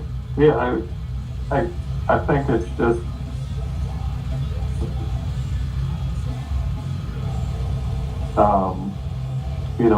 we're approaching this from 3 or 4 different directions and needs. This is your livelihood, and right now it's not my livelihood, because I have to remind myself that my clients are not paying me for administrative department right now. Like, the ones that are paying VCIO are paying VCIO for me to manage their tech plan and their tech stack and to keep it as up to date and organized and cost effective as I can within that budget. That's all they're paying for. So helping them get their administration team cleaned up, getting their departments listed out, getting their SOP and Ps created, and doing all this stuff. This is over the top. This is not part of the product yet. Going into the 26 MTP, we're going to be asking them to continue investing their time into building out the administrative department portion of the MTP. But it's not part of what they're paying us for. And we got to make sure that that's clear to them. Every conversation, every session, or every review, if there's an opportunity for me to make that point, I make it. Not to show, hey, I'm not getting paid for this. To show them that, hey, we're both investing into this right now. Your time sitting here, my time sitting here is solving a common problem to get this done. So I'm not getting paid to do this. Even for you, Cincy PCS, who has let their site, not that you intentionally did it, but there's nobody there managing your guys' SharePoint environment anymore. I didn't want to manage both yours and mine with the way we were doing business. But now with the framework and to do it truly how it's supposed to be, just like I told Kevin this morning, he came to the conclusion, told me I don't have an administrative department and I could use one. I feel like that was a true breakthrough revelation that he had on that call. Like, this would actually be helpful for me to have this for us. He's like, but I don't need all 12 guys in here. I was like, if I have an app for one of my clients right now, do you think I'm just letting their whole workforce see their system? Like, no, there's governance here, just like there would be for a client. Like, you would be able to see the admin pipeline and those that you trust in your organization to see your admin pipeline. Who's your admin team? It's like, that's a good question. Like, I'm on to something, I'm telling you. This is simple shit. I wouldn't be sitting here if I didn't think you were on to something. But Well, we gotta do something, Jay. And I wouldn't be on this meeting if I didn't think there was potential for you to be a part of this. I'd be gone. Your place in this is get out of the weeds and look at each one of these clients. They have tech plans. Some of them may even have multiple tech plans that you're supporting. Think about all of that extra value you're adding to them. And the more we continue doing things the way we do them, even you right now, you told me you're going to go and start reaching out to all your gatekeepers because we got to do this, like blah, blah, blah, blah.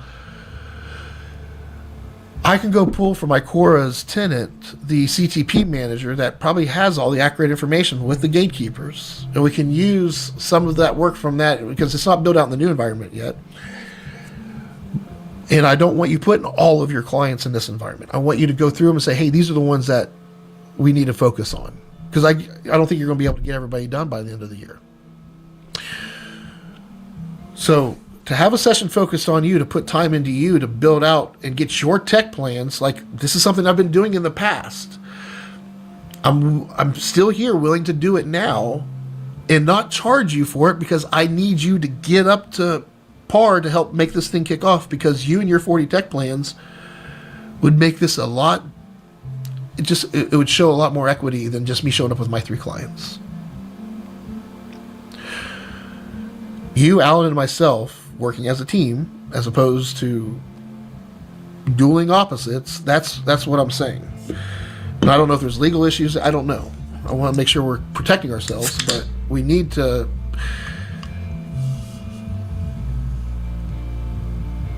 Every client's a tech plan. You provide reactive support, and yeah, let's figure out how you can be the provider to provide that kind of support to, a few hundred tech plans. Because I think Kevin's willing to, like,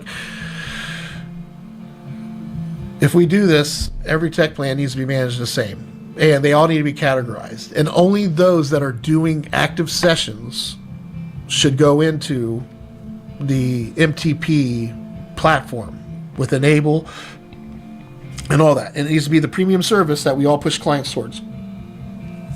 The PSA and the RMM is clean. It needs to be built to model just what I said. It needs to be able to categorize who owns what client, and the way we break down how the budget gets broken down for each client. Make sure everybody's bills are paid. Make sure that that we can get paid. You know how hard it is for me to start getting a paycheck? I hate this shit. I can't just draw money from my account and pull it into my personal account. I gotta wait for a fucking paycheck to show up. I'm getting paid through payroll now, and like I'm have to make a lot of changes, and I'm happy. I'm embracing it because I know doing it right, it's going to get me further. So, how do we do this right? Where do you want to be in this picture? And what do you want to be doing as part of just? Can you imagine Navicore or the Master Tech Plan or whatever it is being this big national company that has advertising and shit and true engineers and teams, and because we're all like that's where it's headed. Where do you want to be at when we're building all that? When it's at that level, what does your day-to-day look like? You have a calendar full of meetings. Are you going to be sitting there preaching to people on how to do shit? Or are you just going to sit down and have a coffee with them and make sure they're happy? What do you want to be doing? What kind of work? I can't commit to 20 meetings per week. So And that I hear a lot of fear around being tied to a calendar. Someone that's free and has freedom, you don't want to lose that, right? right. Well, And the problem is in order for there to be real value and you did already the disciplined work that got you to where you are today. In order to grow to the next level and to get, maybe you don't want to grow to the next level. Maybe you're happy where you are. Then I would say, yeah, it's probably not a good fit. And that's probably why we have so much, because you're, content with where you are, and there's no need to drive or push.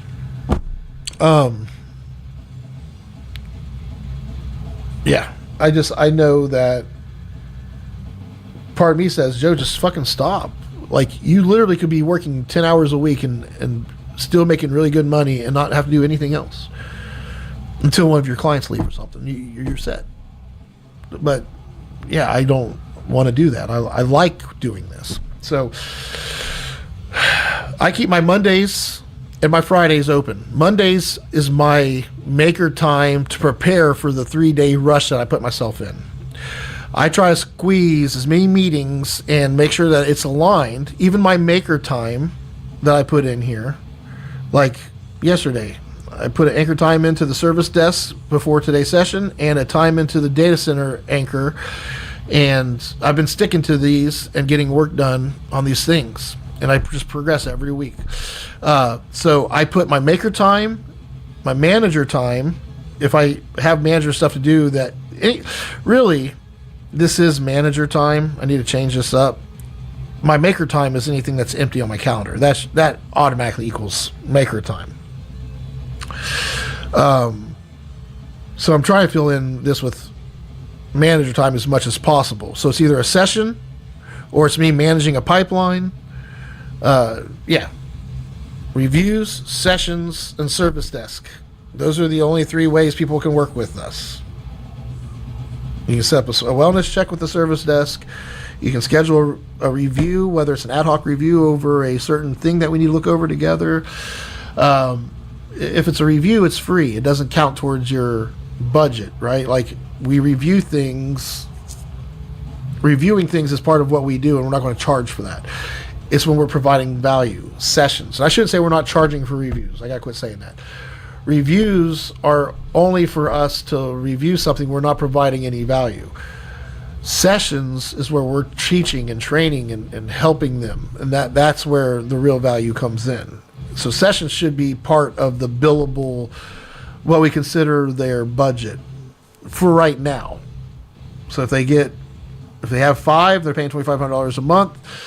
They get, a weekly admin session, whether it's a single admin or the admin team. They get a quarterly admin session, a quarterly team session, where the admin session is built to help the review and the team session at the end of the quarter. Like, that's the big picture thing.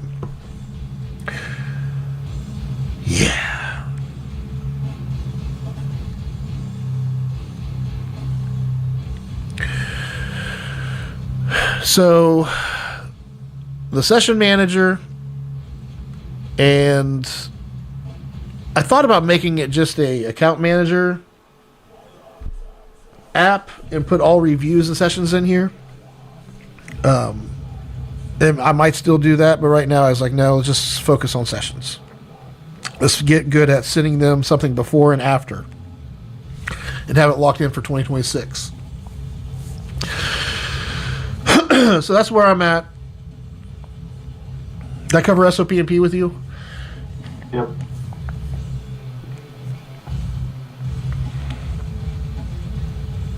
Yep. So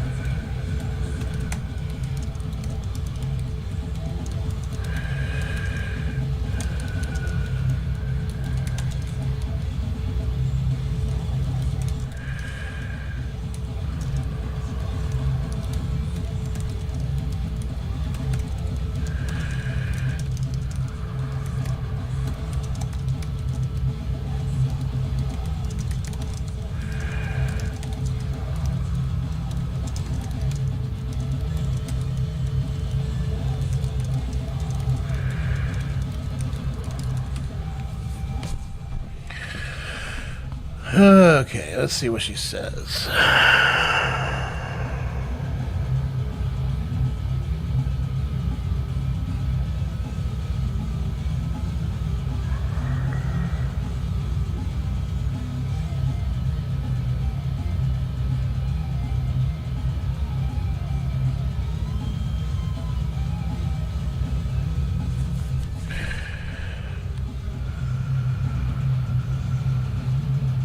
I like how it says that the budgeting gaps every early stage CTP must confront, because it's right. Like, for a business to do it right, they've always been trying to do it at the cheapest level, cutting every corner of their can. That's how they've treated IT. And now we're coming to them saying, hey, we're going to do the structure and do this right, and it's going to cost you X. And they're going to be like, oh my God, this is overpriced. I can't, like, we got to explain to them that there's actually, you'll save money by doing it right, if that makes sense. But I don't know if it does.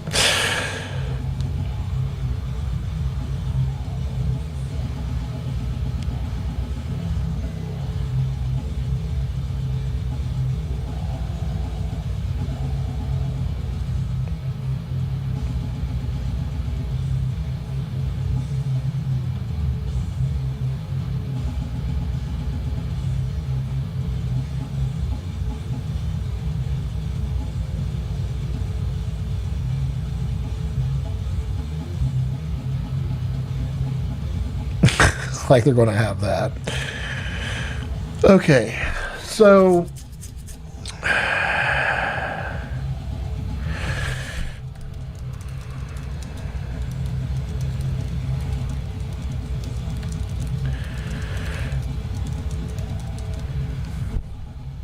You said you met with them the other day? I talked to Mary the other day. Or no, we had a session.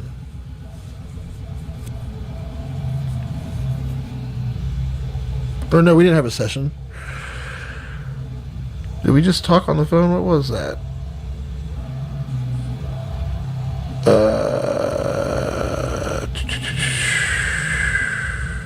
That was last week.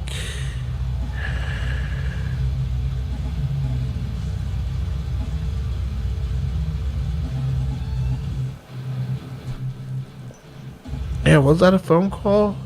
It may have just been a brief phone call. Yeah. I wanted to ask her about... Jesus Christ, I'm having a complete blank right now. Where is all...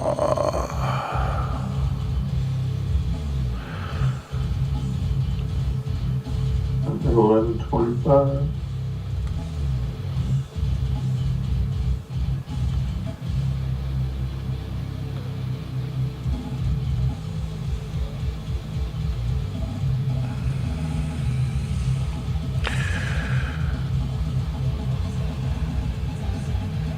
Where is their next one?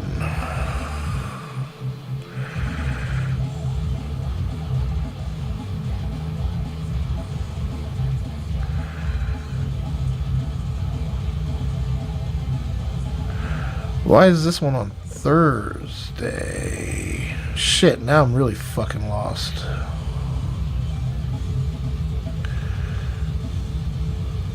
Yeah, this was just you and I in that session. And I'll get to... Oh, here we go. When's their next session supposed to be? I'm assuming it's the 10th.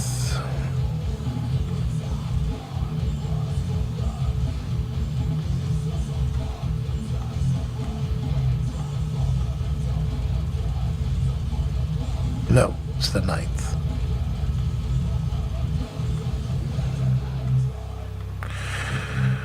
Yeah, 10 a.m.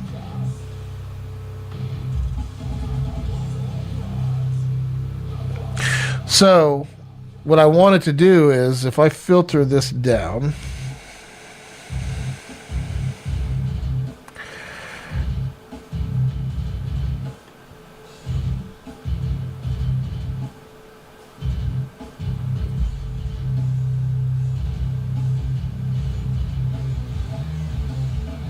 why do I have two?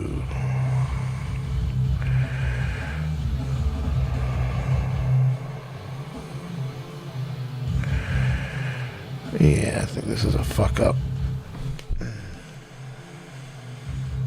I do plan on having this feed from the actual calendar at some point. We're just not there yet.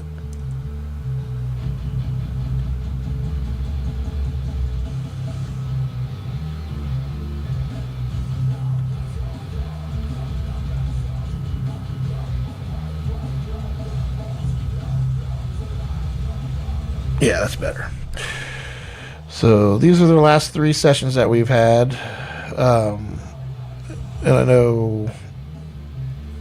What's going on with Jesse? Or to the timeline.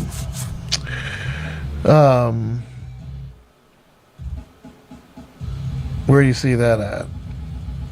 In the notes, I'm at 11:25.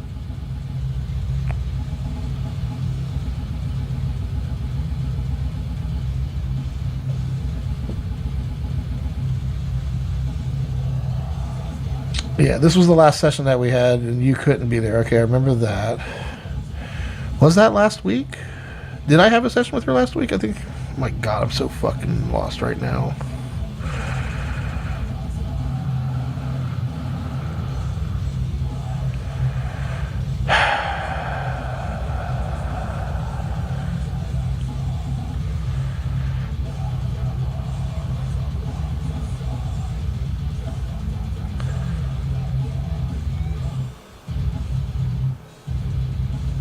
So we did meet last week.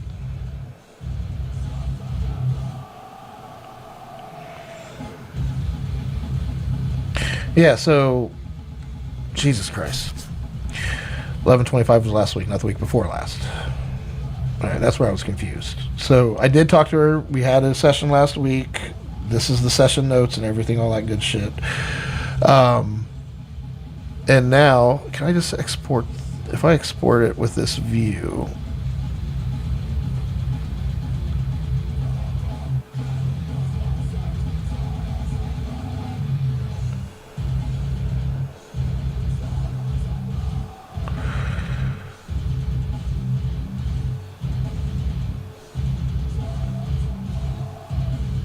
Yeah, it just gave me the AWA ones. That's nice. So I can then take this one that just has Brandy Course shit in it. Where'd my AI go?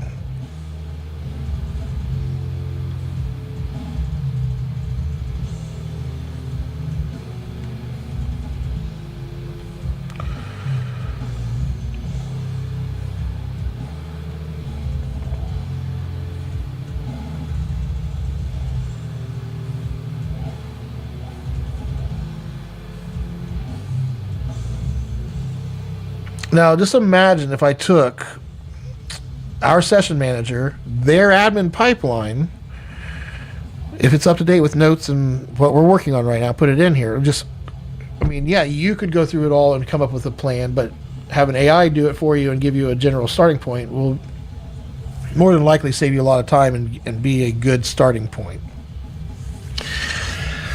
And the more we refine this practice and the more data we get in here and start capturing this data better, the better it'll be. So my idea here is that AI will review the last session that you had, give you notes so way before you on Monday when I'm going through and scheduling everything and preparing everything, I can talk to AI and say, hey, how did last session go? And what do we need to get for next session?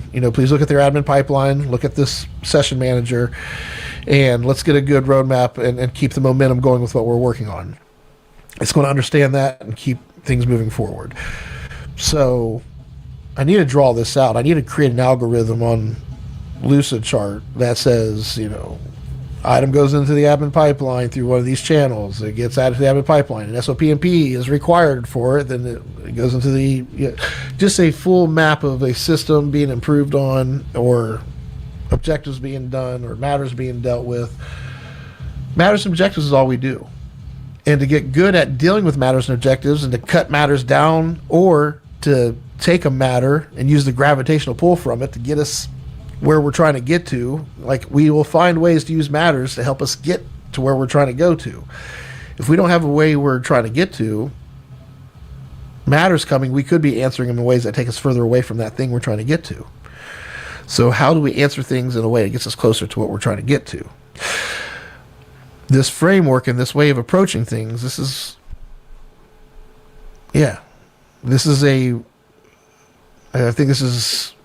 serious stuff. This is real leadership development. This isn't fucking around. This is real shit.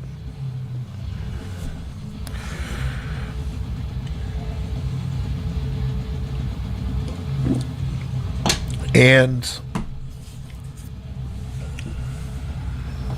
I mean, how worried do you think we have to be about somebody stealing the idea? I don't think. I mean, it's just a different business. It's a different approach. But is anybody doing it? Is anybody doing this approach? Like, to me, the model still the pyramid with the three pillars and then the two pipelines underneath it, matters and objectives, because that model, the three pillars, is conditioned by the two pipelines. Like, that's as simple as the model is. In order to take care of objectives and matters, how do we do objectives and matters? Well, who's responsible for objectives and matters in an organization of any size? It's going to be the leadership. How does leadership do things, especially if we're two or more people working together? What framework do we use for approaching these things and working on them?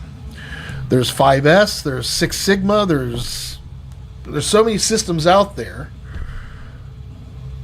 I wanted to create something that was tailored and easy for the small, like, nobody's thinking of small business. Enterprise level leadership and management and technology being used on regular business people. How do we do that?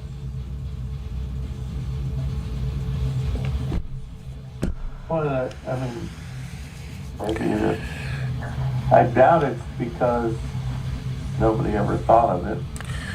It's probably because the amount of time and the return on the investment isn't there. And if you're going to do all that work, is it better to do it for companies that are more willing to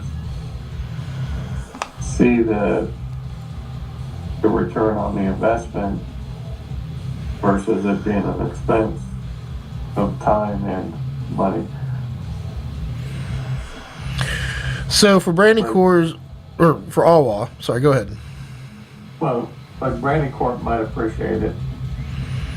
Awa needs to change the way of thinking. I mean, if they're doing millions of dollars in government contracts, instead of spending money in other places, maybe it makes sense. I mean, it makes sense for every business. It's just a matter of, does that entrepreneur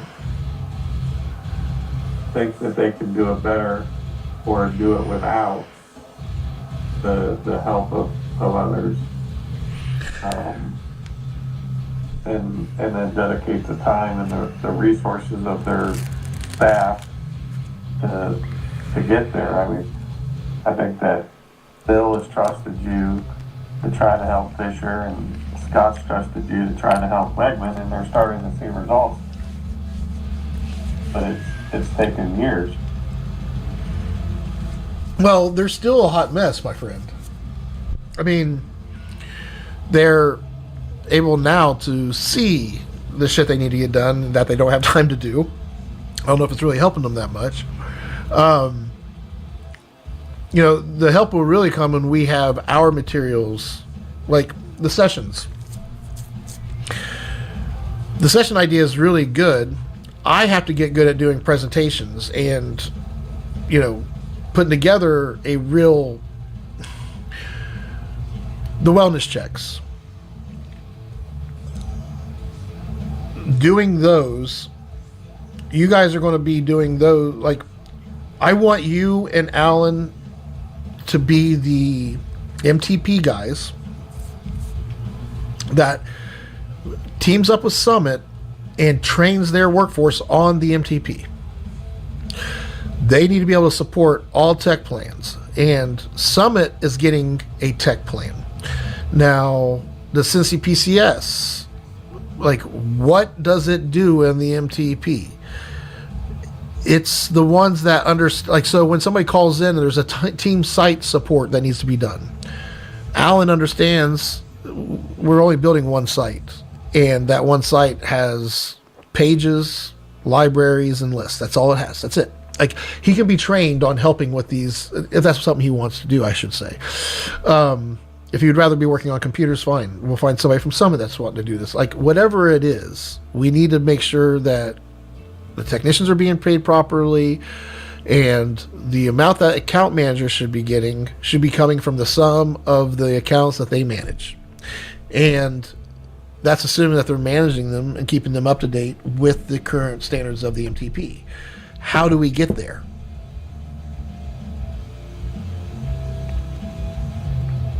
How do we get there?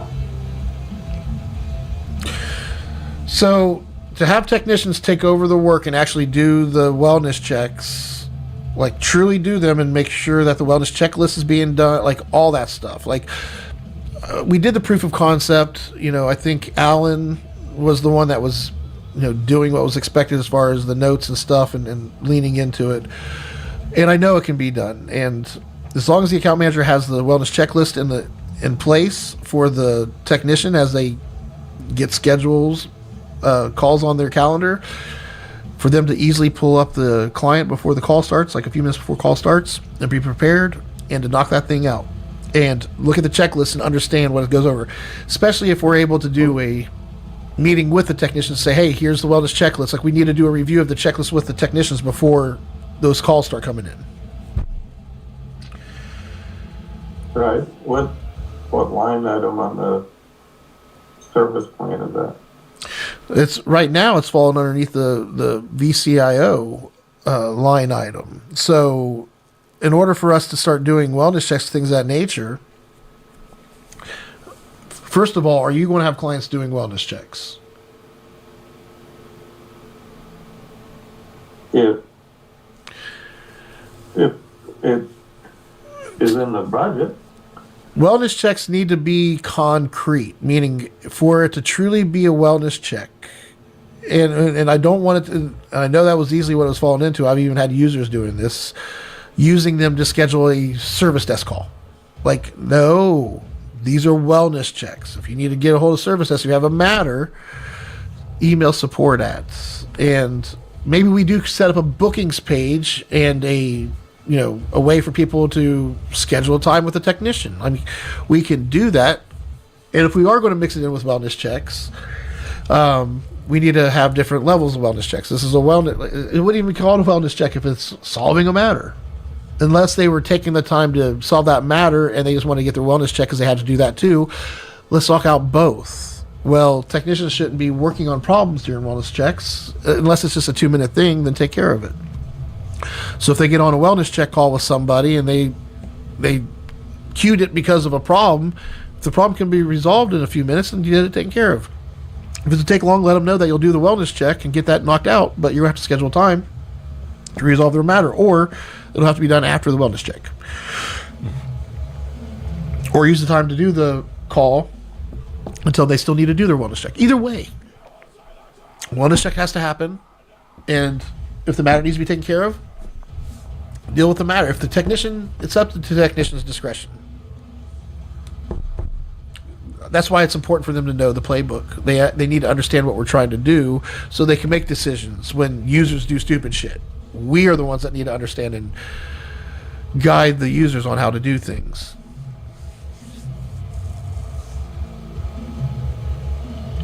Yeah, I don't know what kind of calls you guys have going on. I don't know how Alan's spending this time, but I think if we got better at this and managed our time and our resources better, I think we'd all be happier and everybody would have more time and be like, there would be no rush or stress. Like, it would just be happier. So getting focused, looking at AWA. Let's look at their worksheet. You said you have it done, right? Now, Brandycore and AWA are the only two I'm asking you to do this for. For right now, you should have access to Navicore's account management folder.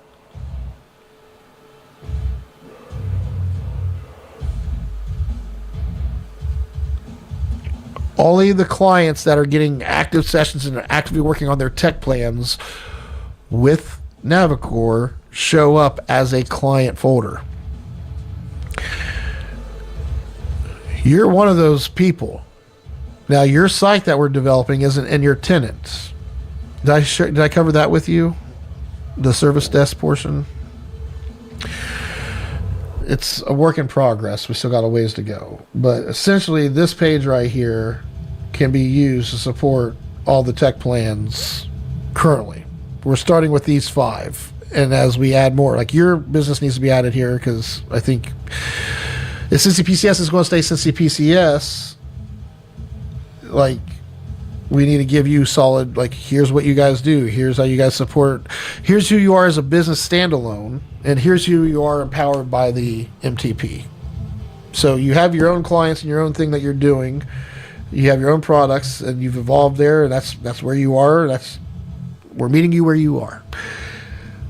To be empowered by us and start working with us, the clients that we choose to work on, you yourself need to have a tech plan. Cincy PCS needs to have a solid tech plan with everything in place and an admin team site with all of its apps and its employee, like all that shit needs to be built for Cincy PCS. And yeah, you'll be supporting other business admins. So as long as they're in this list, or if they're accessible from this, they're part of the MTP. A technician should be able to come here and get to any of the tools for any of the MTP clients. X, Y, and Z.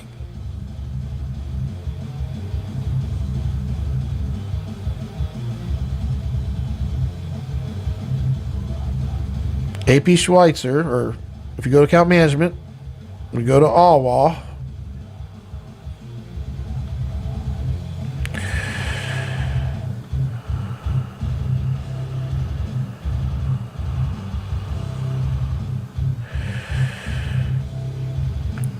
This is accurate.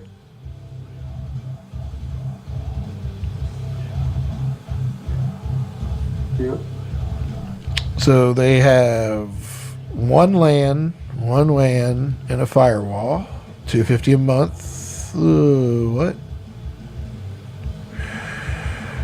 Oh, they have an access point. That's right, $325.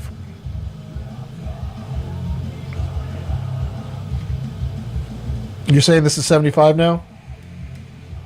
That's what we're hoping for.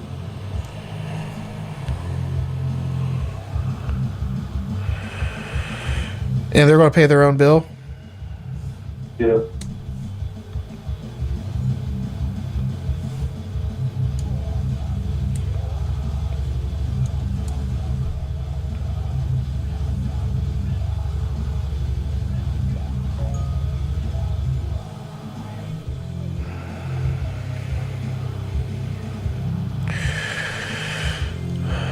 So they're going to give you $850 a month. That's what you're asking for. And for them to pay for their own tech plan, or for their own 365, they're going to pay you, well, I don't see anything in here for data vaults.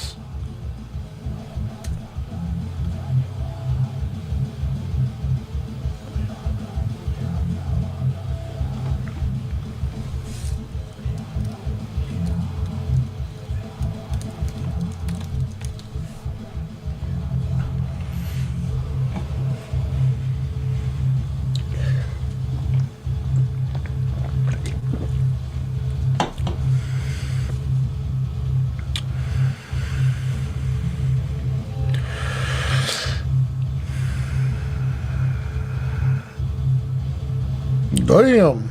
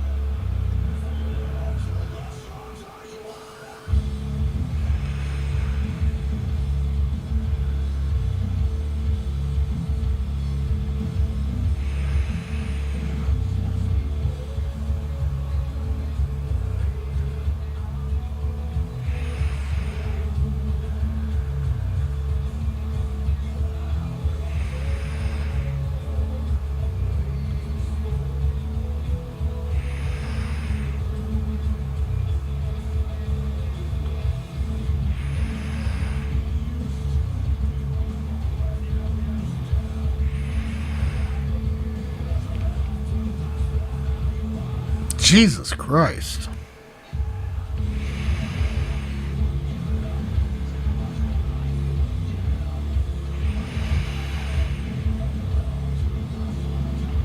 Are they still paying these guys? Yep. Do you know how much? So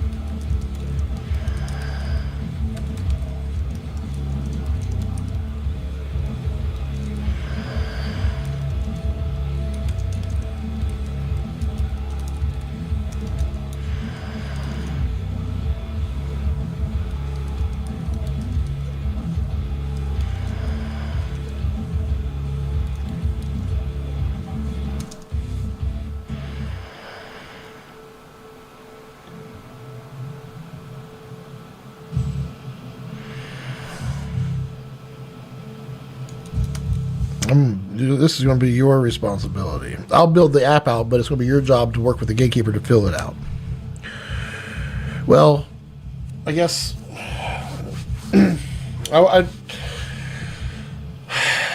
so with the $1,500 a month, well, $1,000 a month that we're bringing in from AWA,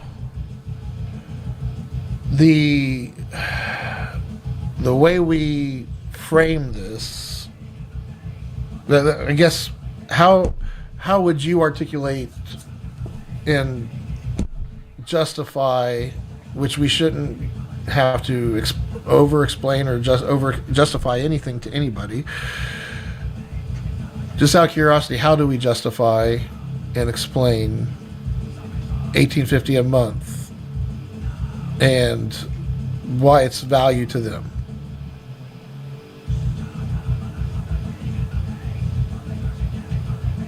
Well, because in order to keep getting government contracts, they need to have a secure technology plan and follow it, or they won't be compliant with the government and they won't be eligible to get the contract. Yep. I was talking more about so we need to make sure that you're getting paid properly. There is some kind of compensation that needs to happen here for past billing matters. Let's just put it that way. Has all billing matters been resolved?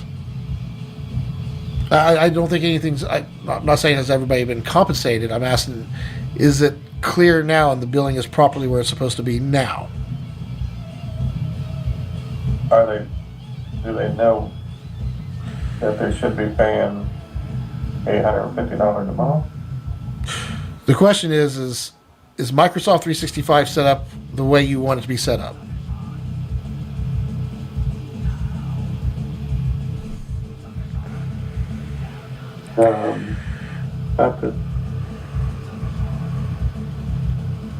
No, it's not. I think we're still waiting for their credit card. Okay. Yeah, so the reason why I bring it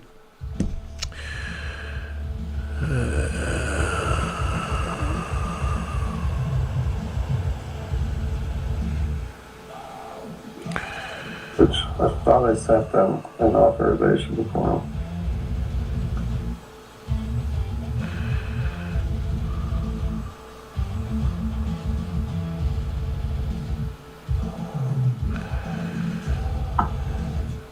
Yeah, I put this in their roadmap too. Jesse is leaving us and Ben wants to keep him on until his project is done. Mary is going to limit his access in Dropbox to just the project he is working on, and all communications to him should be only for the project and his employment.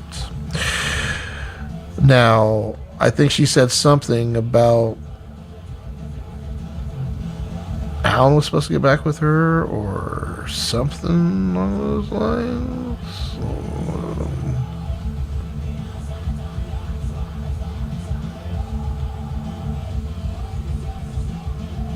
No. I need to go session manager.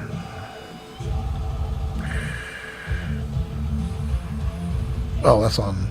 I'm on the wrong goddamn. Jesus Christ.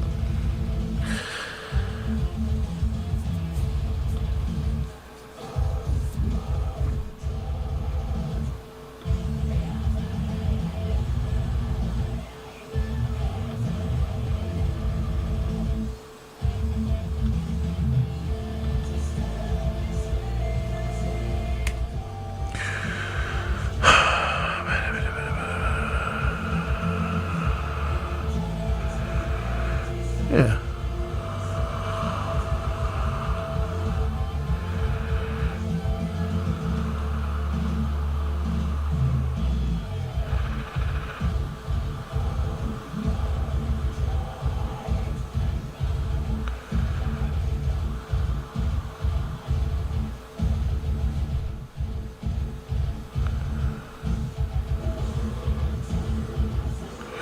So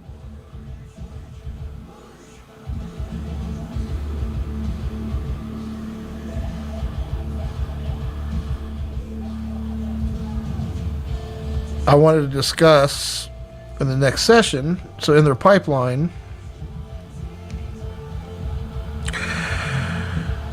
I thought I had other notes on this one, but we'll bring it up in the next session. Have a core payment form. Checklist creation, Dropbox admin account. Yeah, so here.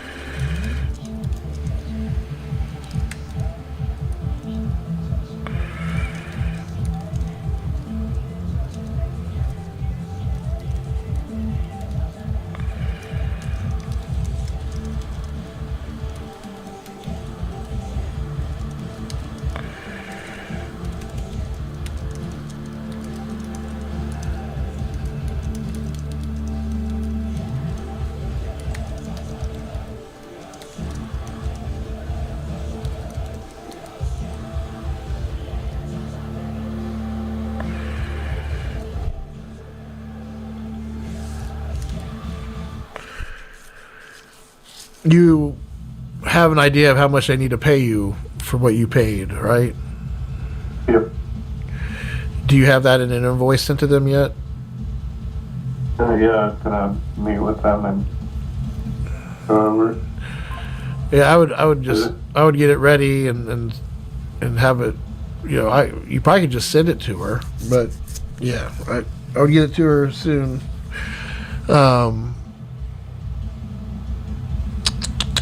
And here's, let me finish this note.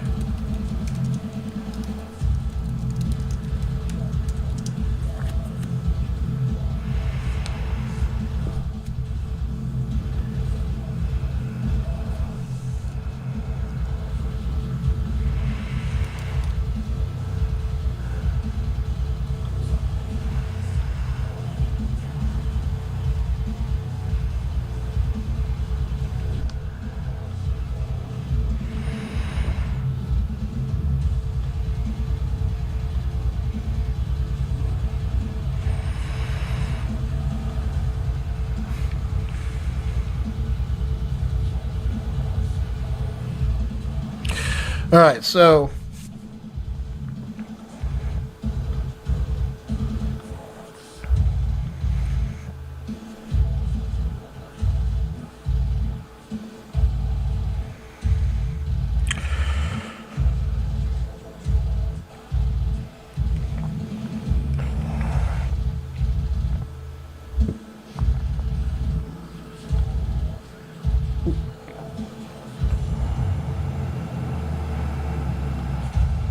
I'm going to do a lookup. I'm going to add a parent objective. So I want this here needs to point to team session, because wellness checklist creation will be a part of, it's going to help us with our team session, if that makes sense. Really, we should have a review, and in the review we would come up with or an admin team session, we'd come up with a wellness check. We're going to probably schedule a call just to focus on the wellness checklist. Remember, when we do a admin session, one of these weekly ones, we follow the most protocol, which is matters, objectives, SOP and P, and team site. Where are we at with matters? Let's work on objectives. If we're going to review a particular thing or do something, well, let's make sure that if we can squeeze it out in a call, great, but we should be doing focused work like that. I'm trying to get us good at making sure that if we're adding value and building stuff, that's about being counted towards their budget, right? And we need to get good at measuring. Who knows if $2,500 is enough for what we're doing with where we're at, all that good shit. I don't know. But something tells me the more we do this and stick to the structure, just like the SOP and P manager, it has 5 columns right now. Do you think the one in 2029, when we're getting ready to do that tech plan release, do you think we're going to be stuck to 5? SOP and P is going to evolve. It may not even be a form anymore. It's just going to be an online app or something. I don't know. But it'll stay where it is until the next tech plan. We'll have developments of it, but we're not going to put a lot of time into updating our SOP and P over the next 3 years. We're going to use the one we have in place to help us get through the next 3 years so we can make it even better when we do hit that 3-year mark. I hope that makes sense. And I do put a lot of weight and emphasis on making sure we stick to that structure, because I want to prove something to everybody, that if you stick to a structure, knowing that there could be major improvements to it, and maybe sometimes an improvement is so good that you cannot wait until the 29 tech plan. And we hit those, we'll qualify them. And my job is to make sure that we can see consistent growth and explain the changes between this tech plan and the next. As we do this and we get good at this, that's one of the things that I know I must be good at as we build this out. And I'm not going to figure it out in the first 2 iterations. It's going to be like the 4th and 5th where I start to really be able to show everybody and have good understanding of the trajectory and forecasting of the company. We're tracking what we're doing now. We got to get good at tracking it with dollars, and then we got to get good at marketing. So the 29 tech plan, going through the next 3 years, if we were to pick 3 big initiatives that we're going to work on, starting point, what do you think they should be? I think we're ready for Awa's next. This is plenty for Awa's next session. We're going to show them plenty of value. We're going to build their teams out and marry, and we're going to get lined up and get paid right. I think this is all ready. So we're good for the next session, right? We can talk about this next piece. Yep. Okay. So, what does that look like to you? Are we talking about Iowa, or are we talking about Navicore, or are we talking Navicore. Yeah, in general. Hold on, no, that's not what I want to do. Keep transcribing. Jesus Christ, I'm fucking everything up.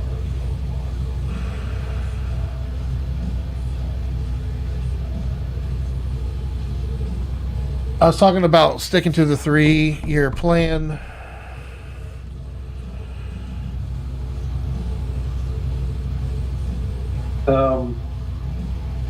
I don't know if it, I think maybe it needs to be staffing and responsibilities, and I don't know that Navicore being one person and then relying on partners for everything is ideal.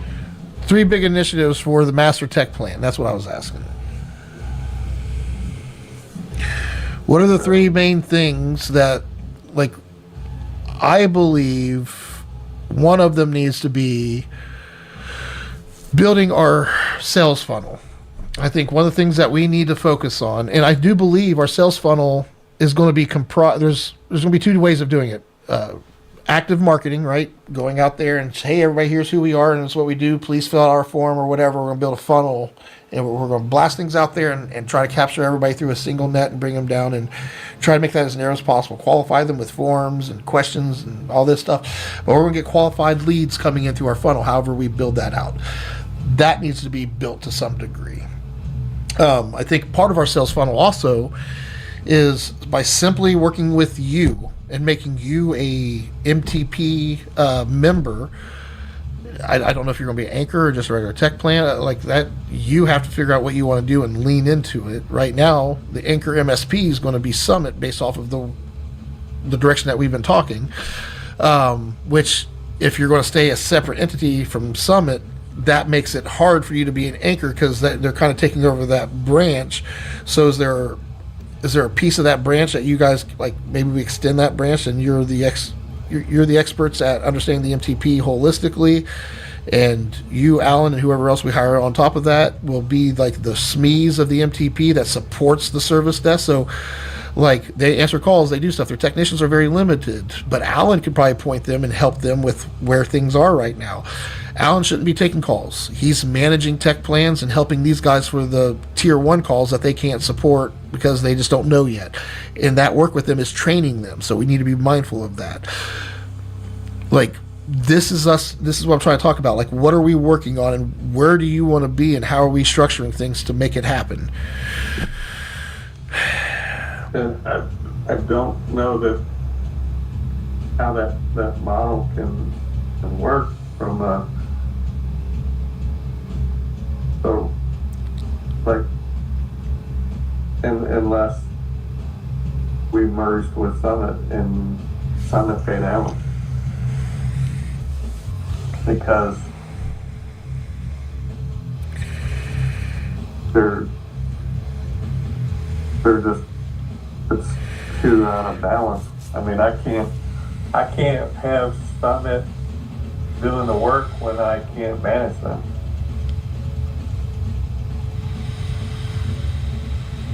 Especially the basic ground grunt stuff. Like, if I don't know what's going on with the client because it's not happening outside my door and I can hear everything that's going on, I can't just relinquish full control of day-to-day stuff. Well, that's why we have to train. That's why we have to get people aligned. So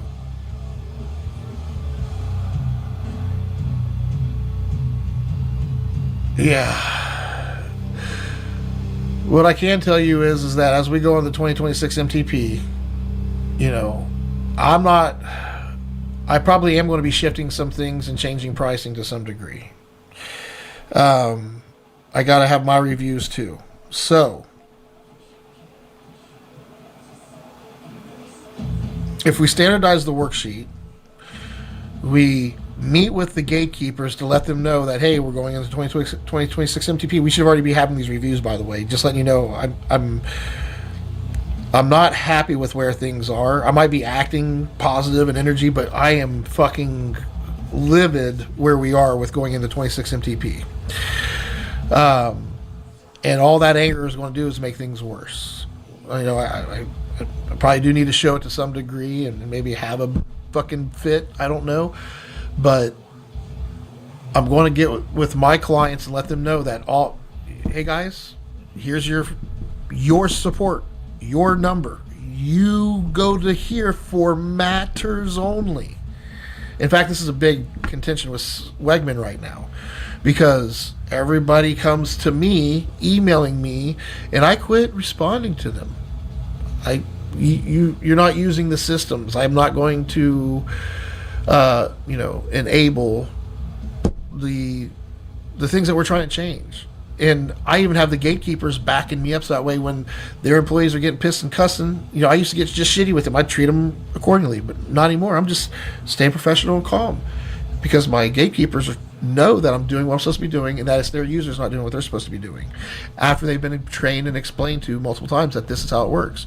Well, I tried reaching out to Joe. He doesn't answer me. You're not supposed to be reaching out to Joe. What are you fucking doing? We have systems. Yeah. And they love it now, because now that it's in their own support, and I showed the gatekeepers how they can see their own support, especially Scott, and it's only Scott, really.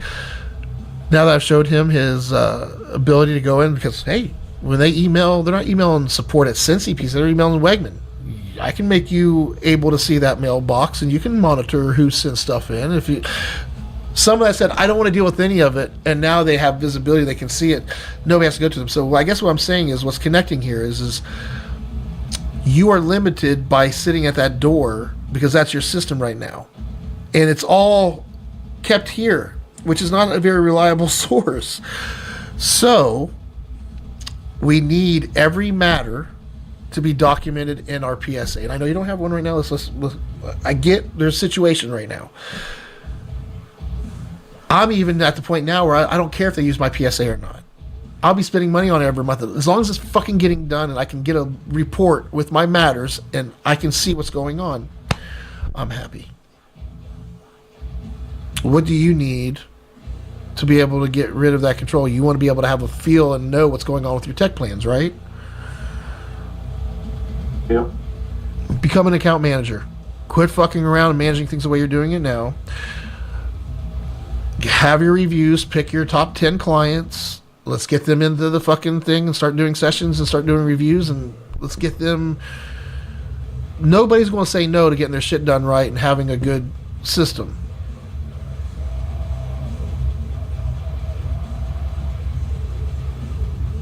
If they can't afford it, they can't afford it. That's just the way business is. They'll continue doing the headaches. I guarantee you, once they become aware of the difference and you train your gatekeepers on, here's the service you're paying for, here's the stuff I've been doing and enabling bad behaviors, and I really can't afford to do that anymore, because it's not just hurting myself, it's hurting you now. I don't want to hurt you anymore. You're a good client. Let's take better care of you. Like, you can frame things in ways that it's not being shitty or deceitful. It is being honest. It's being real. I wish I would have known that 10 years ago. 20 years ago. Fuck. You don't have to be an asshole to get where you want to get to. So anyway, what I'm hearing is you have clients that you need to get a hold of and have a meeting with them. And a lot of this can be done by sending an email to each gatekeeper saying, hey, we need to have a meeting. Here's what we're going to talk about, and here's the price changes coming, so you're prepared. That way, when you sit down and talk to them, just stay objective, stay composed, and act with sympathy like you care about them and you're trying to help them. Watch what happens. It's unbelievable, Jay. They're not going to say no. They're going to say, I wish I could. I just can't afford it. And you say, okay, when can you afford it? Do you need a roadmap time? Like, I have some options to work with you. Let me know what you can do. Like, I'm telling you, Jay, we can do this. You just can't do it by yourself. All right. So back to the beginning of the call. You're open to these things. What do you need for it to be a commitment?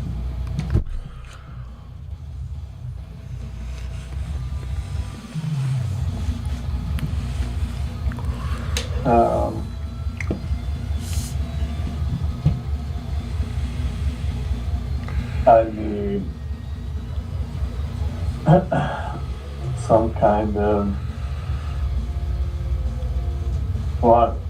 first I've got to get my billing updated and money figured out.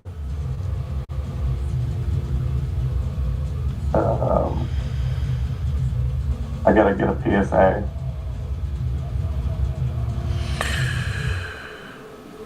We can use, I can put something in place with a spreadsheet even. Like, I can give us something to track them coming in. Like, I can create a system without you going out and buying a PSA. That will get us through for right now. But, like, Or, yeah, no.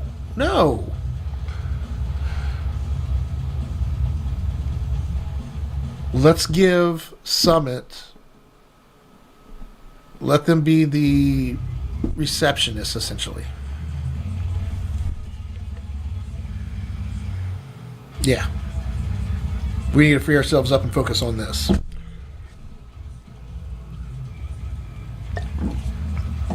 Each tech plan, I can give you guys directions to help get their sites and their apps built internally.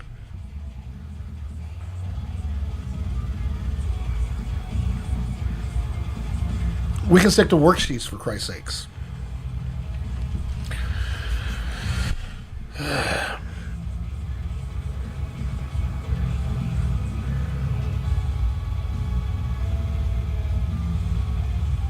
mean, like the Wegman service manager spreadsheet. Each company had one of those. Could all matters be handled in there? What is it now? The Wegman Company what worksheet? They have a service manager or whatever, like their maintenance manager. Oh, yeah. That's essentially what I was talking about. You're talking about their, this thing. Yeah. Well, what I want to do is build a system that anytime an email comes into support, it takes the header, it takes the body, and puts them in the columns or whatever, and it's in there as an open item. You get to either choose whether it's delete it, or is this a matter, or is this an objective, or you can change it to whatever you want. I can do all that for you, but here's the thing.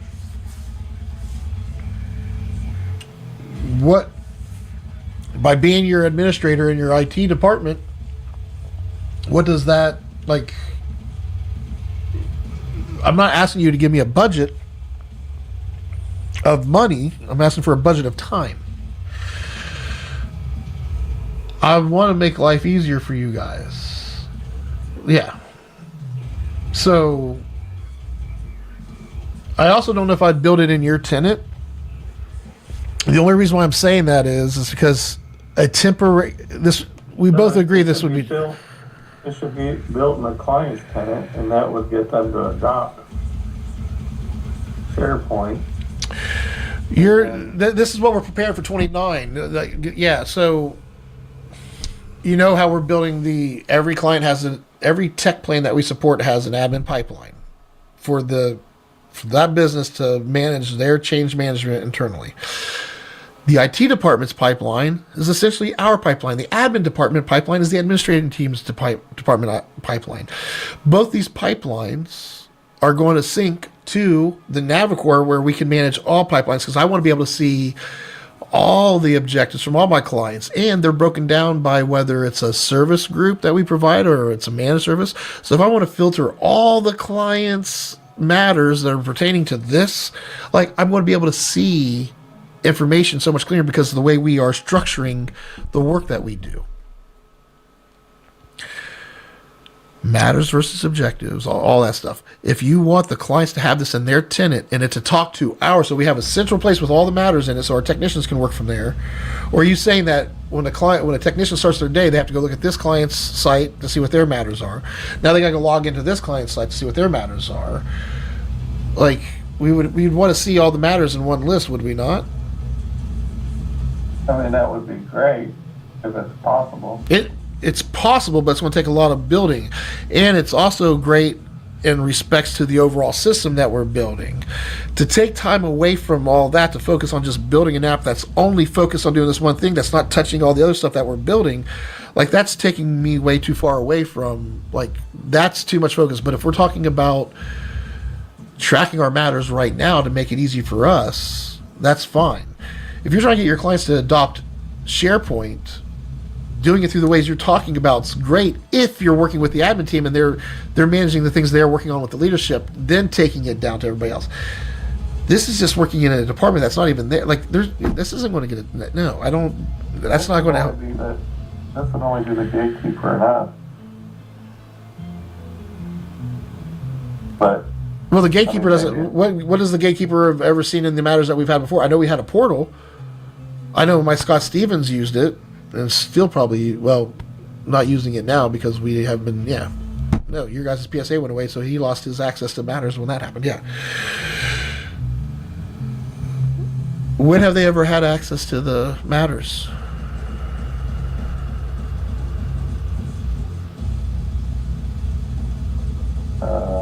They haven't. That's what I'm saying.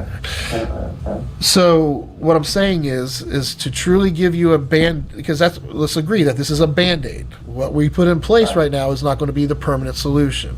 So the more permanent solution is us building out the MTP even more to have it include matters as part of the tech plan internally for them. It's already going to support, so it'll be easy to start putting it it'll be easier for us instead of having it forwarded to our email box and then breaking it down. It'd be great to have it broken down just from their tenant into their own, like from their email box into their own tenant, and then put it into our list as it is once it's certified as an actual matter that we're dealing with and not them. They should have an internal gatekeeper there that watches matters going into their own system. That's just probably the computer needed rebooted. The gatekeeper at the business, at some point when we make that lead, that's helping them adopt their own IT infrastructure. Huge value there, and I want to make sure we get paid properly at the right time in their roadmap of adoption. That's when we kick it in, and we don't even know what that looks like. It's just too soon. I don't want to solve matters in a way that focuses just on that matter. I want to look at what we're trying to build and then build it in a way that helps us streamline to that. You working out of SharePoint as a PSA for right now would help adoption for you, which I love that idea. So I'll put time into that. There's so many benefits to that. We can start tracking all the matters that come into the MTP, but what's his name? Kevin said regardless, he wants matters to show up in his own PSA. Even if he does manage them in our PSA, he wants to manage in his PSA too. And I'm assuming that has something to do with billing and all this and that. I'm hoping that, we'll talk about that in the next session. In fact, him and I are going to try to meet Friday, because if we're wanting him to start taking calls as of January 1st, I got to get in front of clients with emails now. And before I do that, I want to make sure I have a solid SOP and P on service desks that Kevin and I build together, because he's going to be the one answering calls. So the way we're going about this is we're building an SOP and P. In fact, I can probably start building that right this fucking second. Admin team work. We're going to go to SOP and P policy.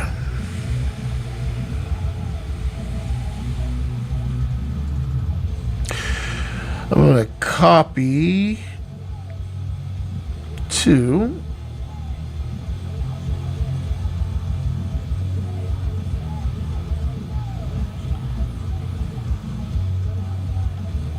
so by copying it there, this one will stay here, the template will stay here. I'll go into IT. I'm going to take this template. I'm going to rename it to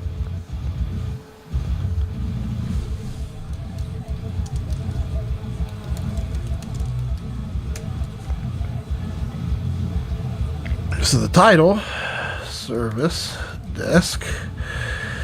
The gatekeeper of this for right now is the account manager. So if this SOP and P is in I should say gatekeeper, sorry. If this is my tech plan and this SOP and P is in here, and I'm the one responsible for working with the VCIO to adopt the MTP into my CTP, I'm going to be the one responsible for this system, especially early on. Now, at some point, I might say, hey, the gatekeeper in the organization doesn't want to be the gatekeeper that we've adopted so much stuff. I want to work on other things. I can now delegate this to somebody else and they can change the name later. But it will always start with the gatekeeper. So we'll put the gatekeeper as the gatekeeper. Overview.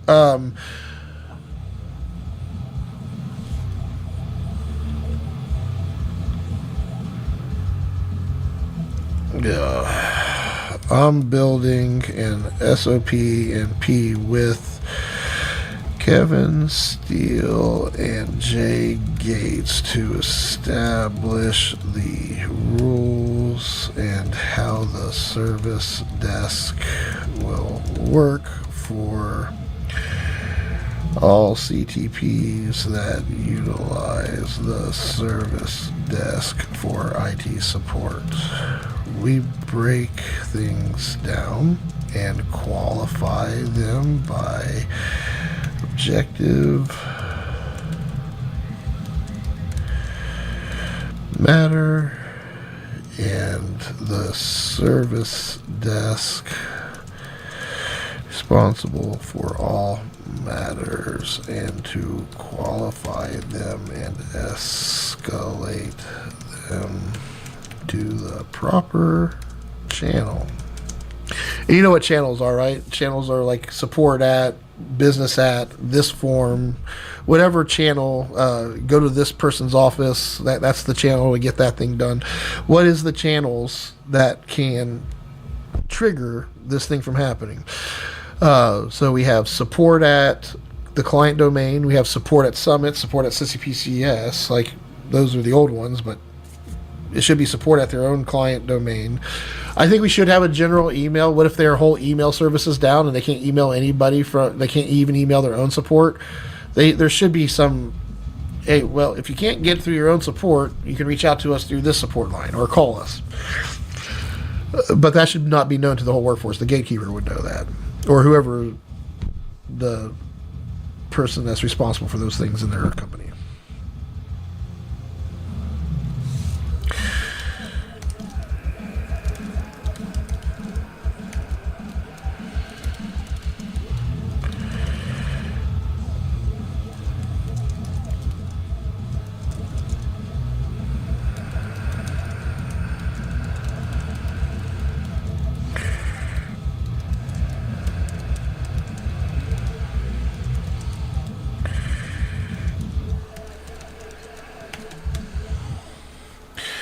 So I've trained AI enough now to understand what I mean by summary style or what I mean by overview. I still tell it the overview is the scope and the purpose in summary format, but yeah.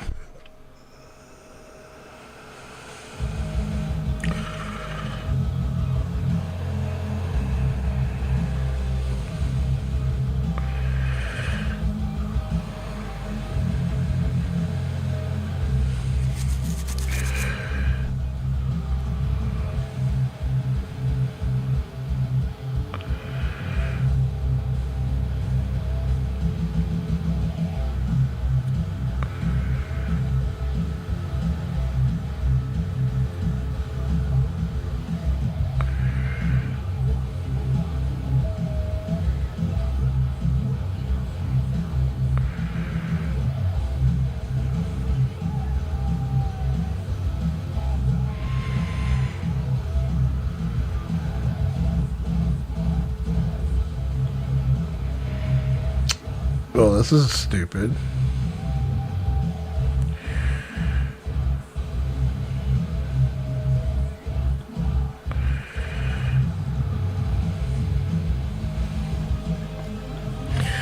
I gotta do a little bit of cleanup on. I'll use it for now. I don't like the way it gave two sections instead of just being an overall summary with two paragraphs. It broke it into section. Like, I don't like the way it did it. It didn't follow my guidelines, but that's fine.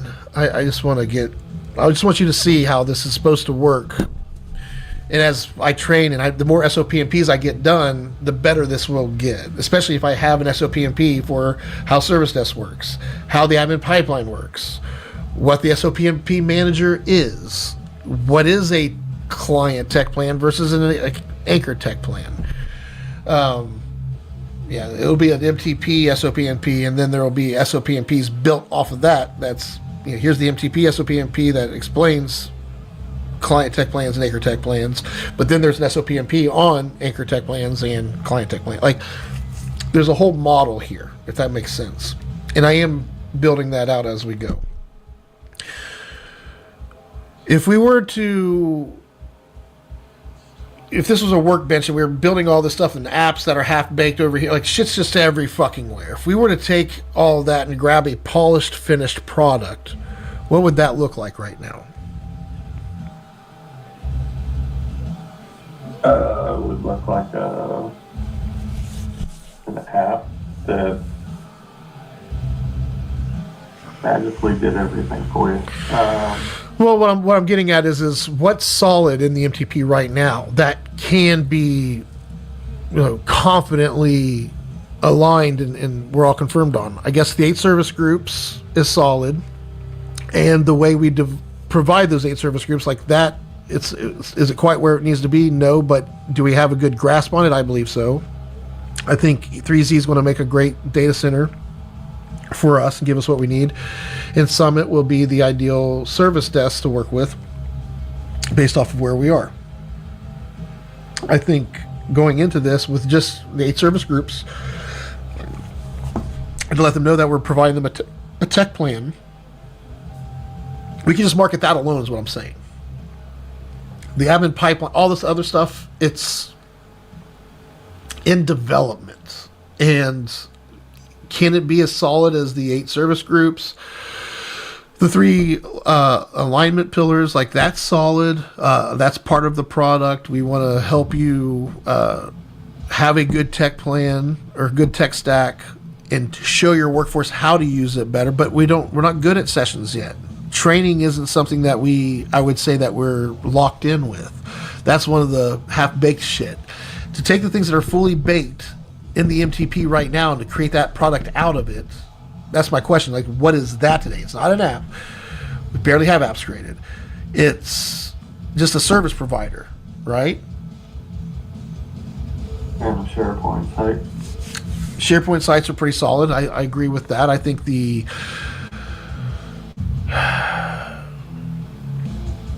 so we are a service that provides IT support and your infrastructure support. At least that's what Navicore is. And we work with providers that will help you, So if we were to create a product out of this, like it is a good solid product, we can build a website around what's baked. I don't think it's ideal for us to build a website on what's half-baked going into 2026. I think we surprise people. If we can qualify people and get them to start with us, and we started explaining admin pipeline, well, we never said anything about admin pipeline. What's that? What's this? And we let them know that these are things that we're experimenting with. The ones that want it will dive into it and lean into it. If we advertise it, people will come to us wanting it right now and doing it, and it's not going to work out for us. Is this making sense what I'm saying? Yeah, but we need to bring in revenue. We have to bring in. We have to make what we're doing solid. Kevin, who knows what skeletons he's got? Right? We don't know. It sounds good right now, but when I talked to him earlier, I was like, "So, like, do you know what 2 or 3 technicians you want to start with?" He's like, "Well, we all should be able to answer the calls," and that immediately made me go, "What the fuck?" Like, do you see where I'm going with it? Like, does that make sense? If I had 5 people, hell, I had 2 of them, and I was trying to build structure with who does what. You're telling me that they're so reactive that everybody has to be able to know how to do everything? That's the limit of their scalability? Does this make sense what I'm trying to say? I mean, I think that they're just a bigger version of us. Exactly. That's what I'm trying to say. Like, how can I lead? Us, I don't mean you. I think since you PCS, I mean. Correct. That's what I'm with you. The same person. He just has 5 guys and more clients. Very reactive. I agree. What I'm trying to bring, if you guys will trust me, we will be able to bring in more money and make sure we're being properly funded. Like, all this can go away if we do our jobs right. I don't know what it is, Jay. If I start working with a client and I get buy-in, it's when you're in the room your divisiveness, your being skeptical of the things. That's why we have to be aligned if we're going to go into a room together. Because I mean, we've been doing this since Kamal came into the conference room on Red Bank. That not sure of what, like, we are so far into it now, we should be sure, and we're even more split now than we were then. I don't know what to do, but what I can tell you is I gotta go. I gotta get ready for my next meeting. But yeah, there's going to be there's no big payout, and if we want to get a big lump of sum of money to get us in a good place and to position us right, I think we're getting close to a point where we have a model documented enough. Like, I think I could get a few Erics in the world, maybe a few John, whatever the fuck his name was. Get a few of these people that understand business and do enough business to back us. I think we can get some investors, is what I'm trying to say. So, how do we make that happen? How do we, Eric and Catherine, I think they have the ability to get us in front of some people that will get us actual funding. So knowing where you are and what you need to get aligned is going to be important. Same for Kevin. So we're building a single brand. Yeah, how do we bring this all together, Jay? Probably going to come down to ownership. If you want these people to be real partners, there probably has to be a company on paper with real ownership. Well, I told you about. I liked how Apple did things. I want everybody part of this to be an owner in it and take it that serious. Like, I'm willing to give up ownership. I am someone that's big on seniority. So if you've been here for a long time, we're going to weigh that over other prioritization. Qualification's always a good one, but if somebody is more qualified than the other person, but that other person's been here forever, that's going to be a touchy one, because I take seniority and loyalty and doing what's best for our people. And if somebody's part of this and they have seniority and they see that someone's more qualified that would do that job better, I would hope that person would be like, yeah, even though I could take that job, I'm here for the bigger picture. Let's put that person in place. I'll get the next time something comes around and I have the opportunity to grab it. I want that kind of devotion and teamwork, because everybody knows that there's plenty of money to go around. None of us have to be greedy or conniving, because nobody's here to steal anybody's work. We're all doing incredible things. You're a part of every tech plan that we have. I'm a part of every tech plan. There's no power over people. There's power to people. So how do I power people? If it's giving them ownership in something and that's going to drive them and they have the resources to help make this thing the way it needs to be, then and they have the drive and trust the big picture that Joe's put together, I'm going to keep autonomy over the MTP, and I want to be able to lead and drive it, if that makes sense. I want the right to veto, just like Wegman Company. Each leader should be responsible for their department's pipeline. Remember, it's company, department, systems, functions. So the company has to have a gatekeeper that looks over the departments, and that's Scott Wegman.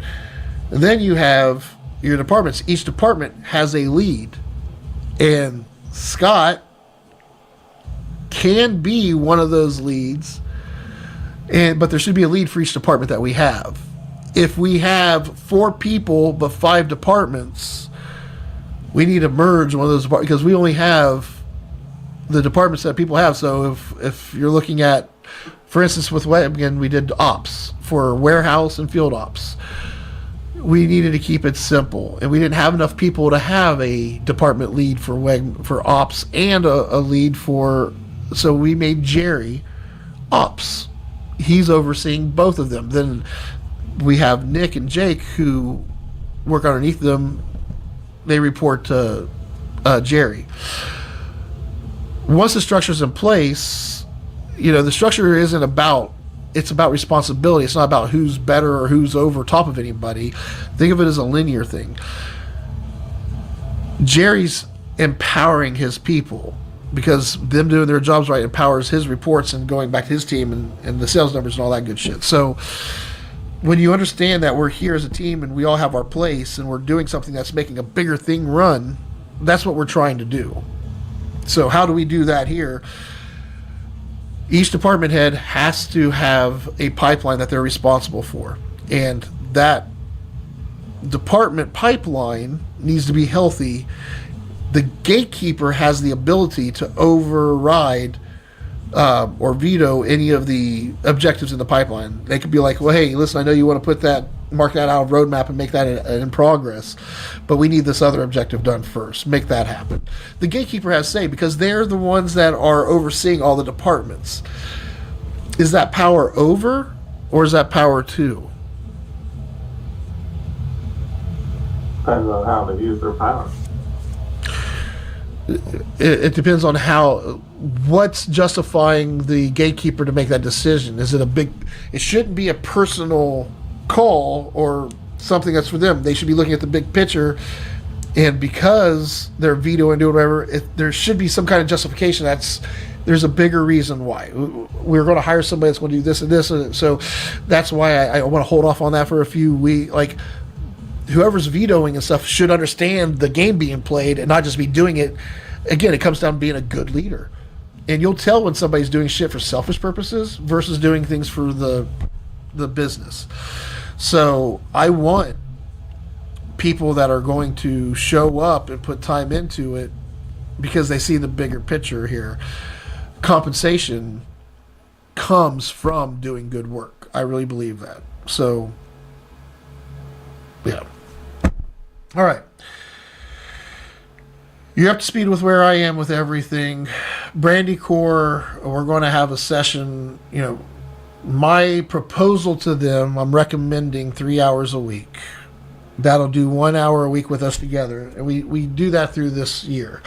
We reevaluate at the end of the year to see if we need to change, hours and, or we'll do it quarterly. We'll stick to the quarterly thing. If they do 3 hours, $1,500 a month, great. I won't do it for under 2 hours. 2 hours I feel like will be too slow, and we'll probably a lot of times if you go 2 or 3 weeks without having a session, then you jump into one, you're playing catch up in that session. You're reestablishing where you were. So it's only at their own detriment if they miss sessions. And as long as I stay focused and I show up for their session and I take that hour and I use it to prepare for the next session, or I look at the focus that we had scheduled for that session, I do work on it.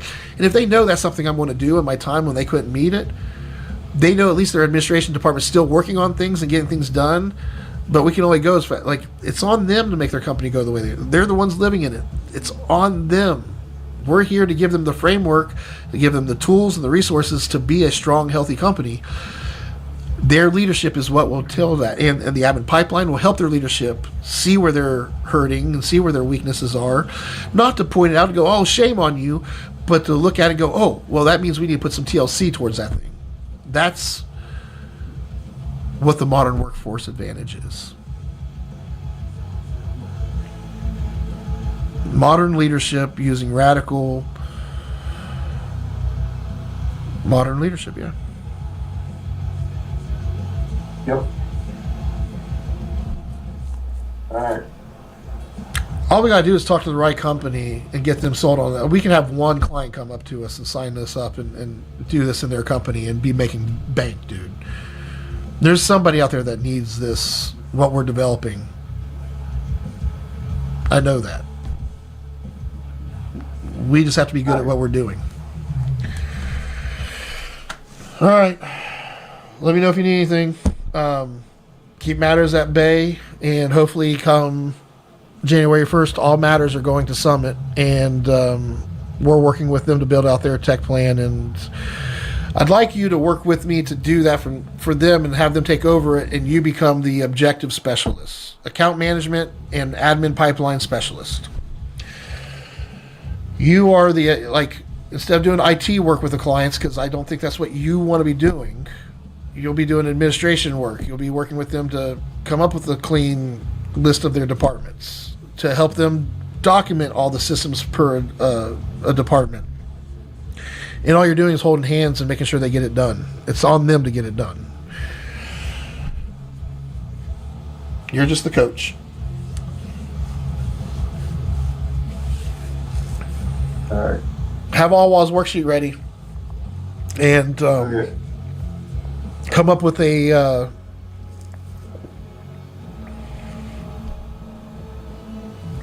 what do they call it, ramp up time. Yeah. They're at $250 a month now. Yep. They're going to start. So you're going to have an invoice ready for them at the next session. You have an invoice to get everything corrected from the past up to date. They're at $250 a month, and they need to be at $850 a month. You're going to say, we would like that to kick in, ASAP, but we understand there has been some issues with use your suggestion. Maybe not offer a discount at front for the $850 or a roadmap up front, but if you sense that that's going to cause problems, them jumping straight to $850 a month, you offer them a roadmap to get there to see if that will help make it easier. Right. But they're going to start paying $2,000 a month for their IT, and that's them doing it right. A few $100s a month to Microsoft. They're cutting their Dropbox bill, but that's not going to be nothing compared to what we're raising. And their proper tech stack spend is going to be $850, and then their tech plan, their secure plan, that's $12,000 a year. If they want to save some money, they can pay it all at once, and I'll charge them $10,000 for the whole year if they want to pay up front, something like that. But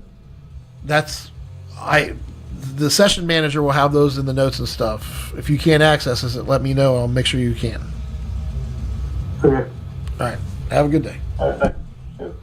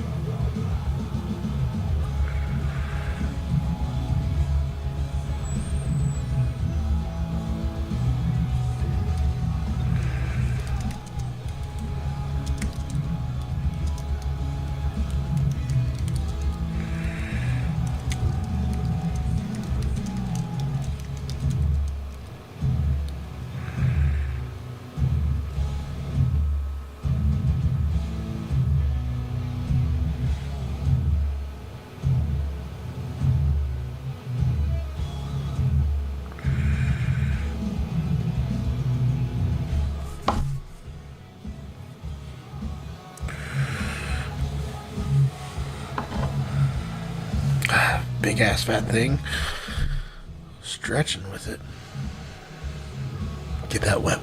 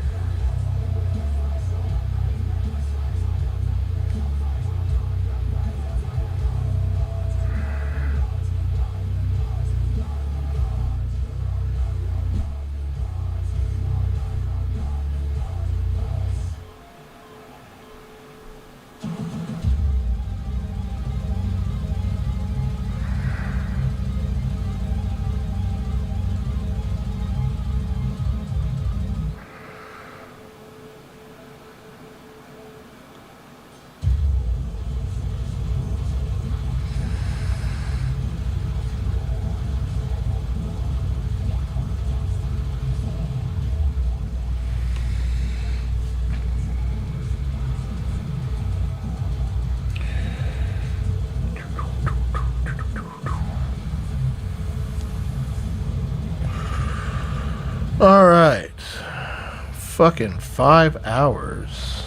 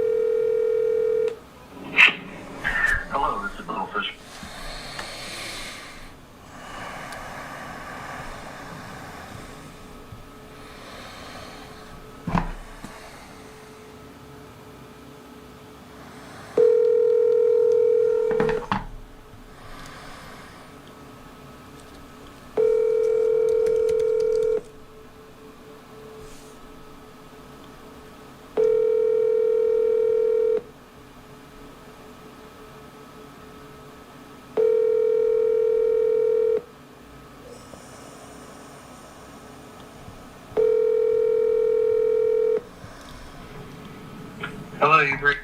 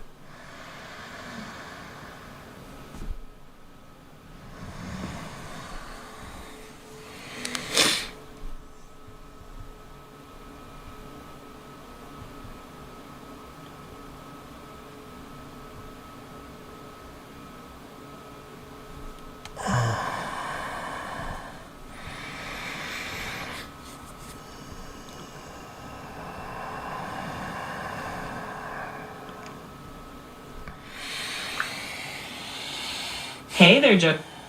Oh my god, you fucking suck so fucking hard. I don't have patience for you, you fucking dumb cunt.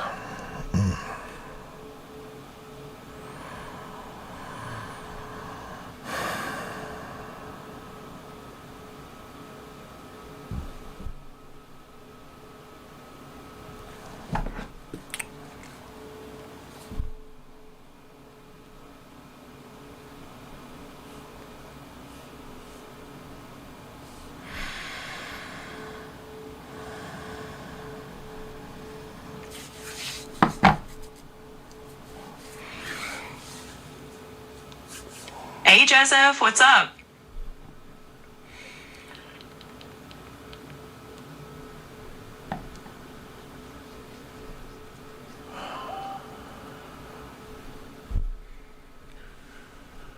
As we provide our clients with support, our clients are so reactive and used to just going to person dependent systems that they are getting frustrated because they're not getting responses from me because they're either texting or emailing me directly instead of using the systems, and I'm overwhelmed with texts and emails.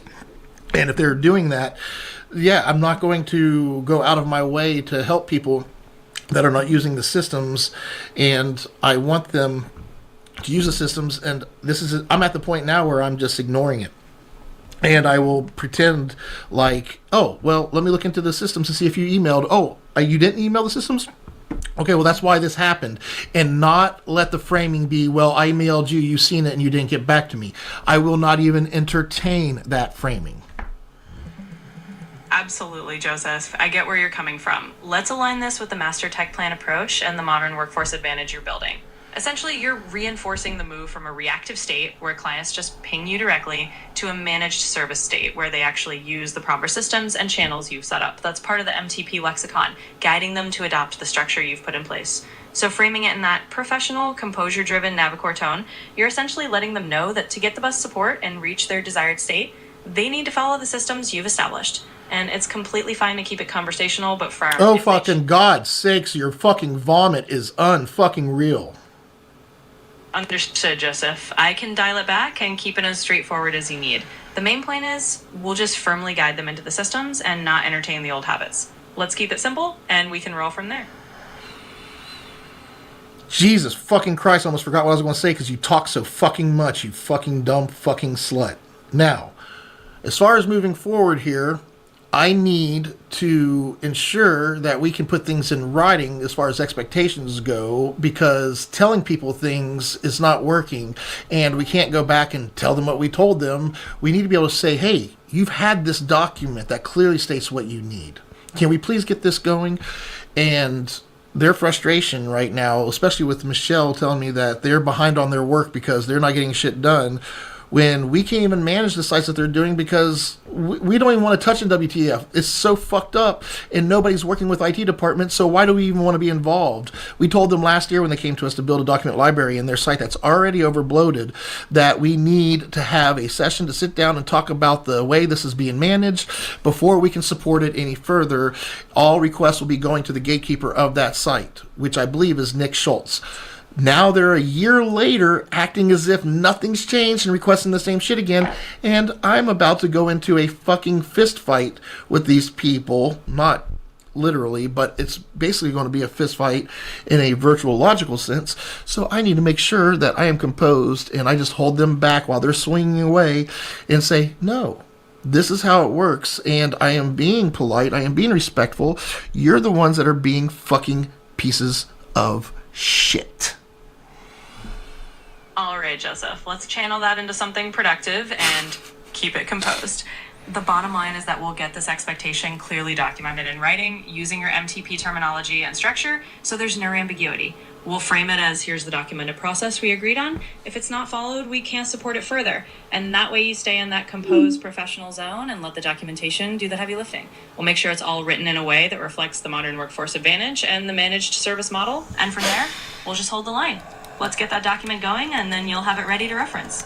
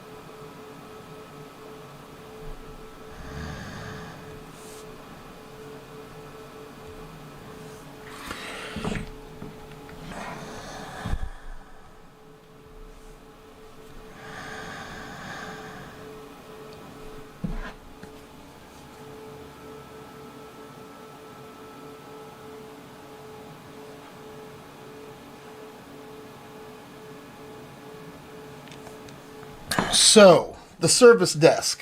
And this is where it gets confusing because everybody wants to send everything to the service desk, regardless if it's a matter or objective. And the service desk, they need to only have calls going to them that are tailored for them. Because what we're doing now is we essentially are providing two services. We are an administrative department and we are a IT department. The IT department handles IT related support issues. The administrative team handles business, administrative issues. So, what is the scope and purpose of the service desk in summary format? All right, let's break that down clearly and keep it in the MTP framework. The service desk is essentially responsible for handling all matters. That is the day-to-day, operational, more administrative type requests that don't require deep IT intervention. On the other hand, your IT department handles objectives, which are the more technical, infrastructure-related issues that actually need that specialized IT expertise. So the purpose of the service desk is to be the front line for those business-related matters, ensuring that they're triaged and routed correctly without getting bogged down with IT-specific work. And that way you're dividing the labor cleanly, the service desk knows exactly what they handle, and anything that's truly an IT objective gets escalated to the IT team. In summary, the service desk scope is to manage and resolve matters, while the IT department focuses on IT objectives. That separation keeps everything aligned with the MTP model, and we'll document that so everyone is crystal clear on who handles what. Every department has objectives and matters, and we need to be able to qualify for what items go to the service desk. The service desk is for IT related matters. Now, a matter is equivalent to something that's in production but not working properly, meaning it's something happening that isn't supposed to normally happen. So, like, I got a virus, or my computer isn't, I can't hit the save button. And we don't want people sending things to the IT department saying, I need a new document library for this, or I need a new document library for that. That's the administration team that's managing the resources. Now, if we were building a team site and that wasn't working, we might reach out to IT support because something's not working as designed. But if it's already in production and it's solid, then the service desk can support it because they've been trained on this production system, and there's an SOP and P on it, and now it is providable to have matters that can be managed by the service desk. If we don't have it documented clearly, it's not part of production, and we expect the service desk to support it, then yeah, you're barking up a wrong tree. Absolutely, Joseph. That makes perfect sense. Let's lock that down in clear language. We'll define that the service desk is specifically for IT-related matters, that is, issues with systems already in production that are working as intended. For example, if someone's got a virus,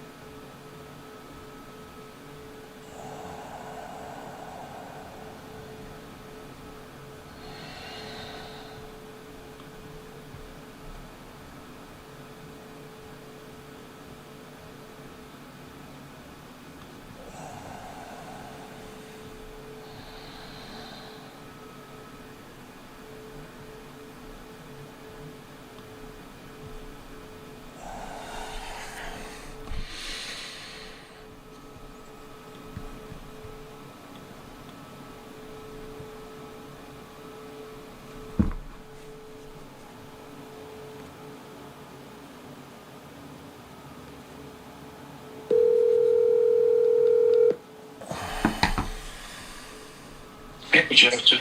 Morning or afternoon. Afternoon. This NWTF stuff. I need to know who's managing this site and how they're managing the data stack in it. And I know those are terms that they may not be aware of, and however you want to get it figured out. But I need to know how they're managing the data inside this massive resource that we have no idea how it's being managed.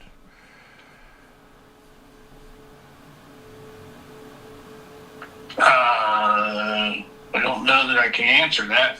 We have to kind of.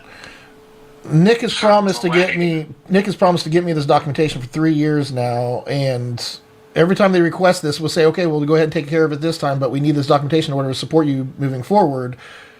This is the third year in a row that we're doing that, and I guess what I'm trying to do is not be an asshole, but get what we need to get, so that way we don't have this confusion, and we can help them.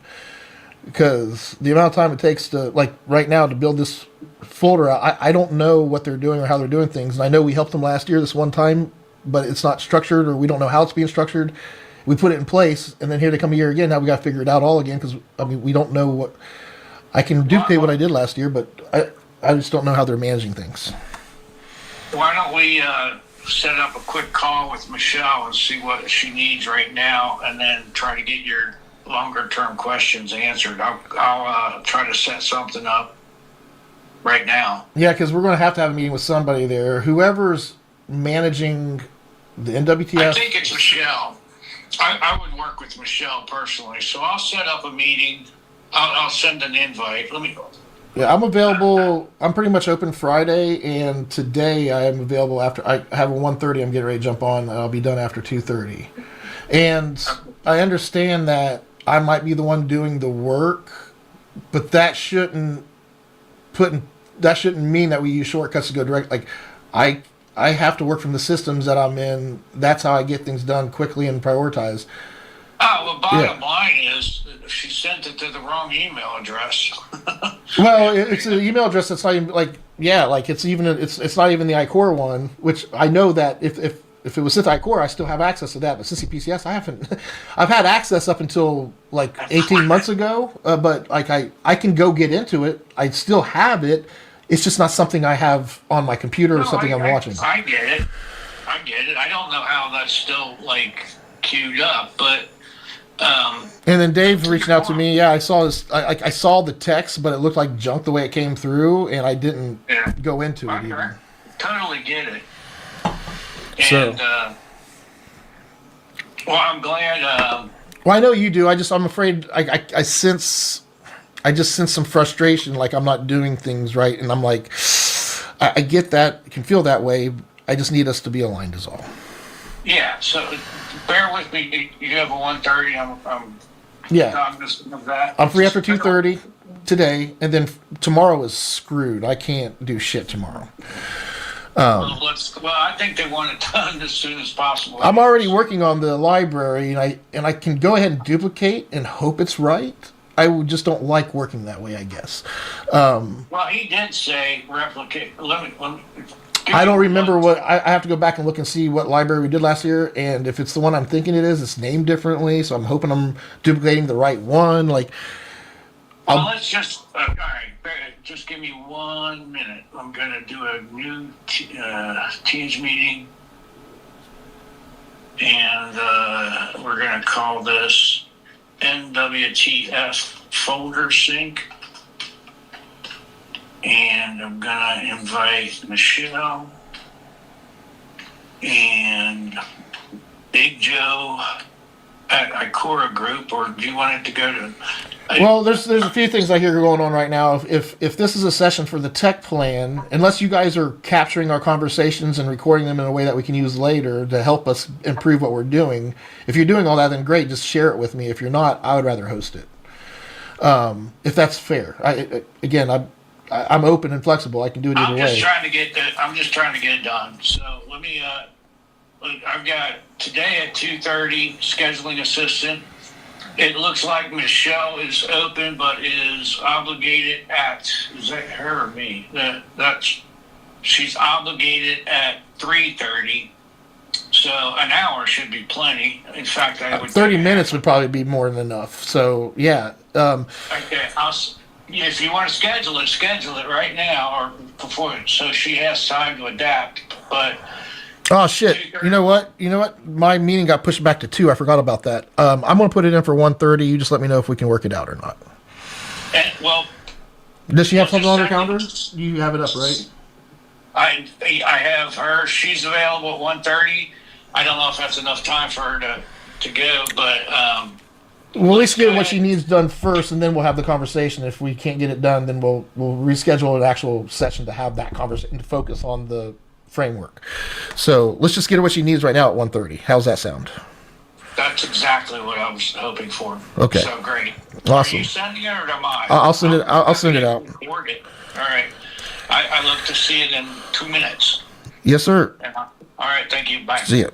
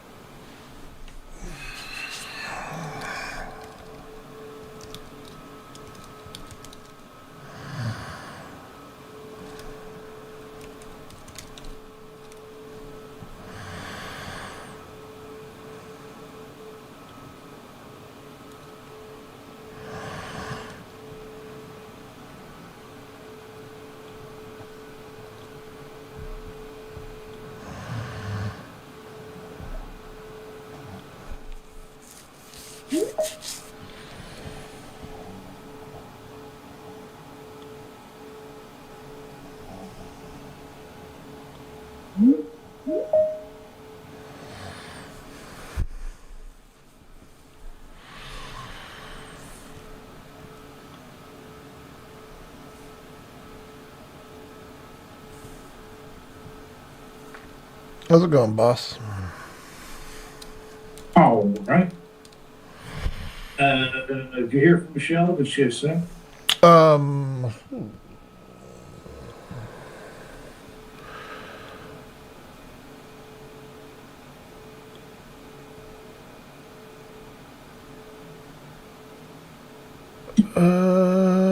she did not, but I want to. Let me see if I can call her and see if she's available to jump on.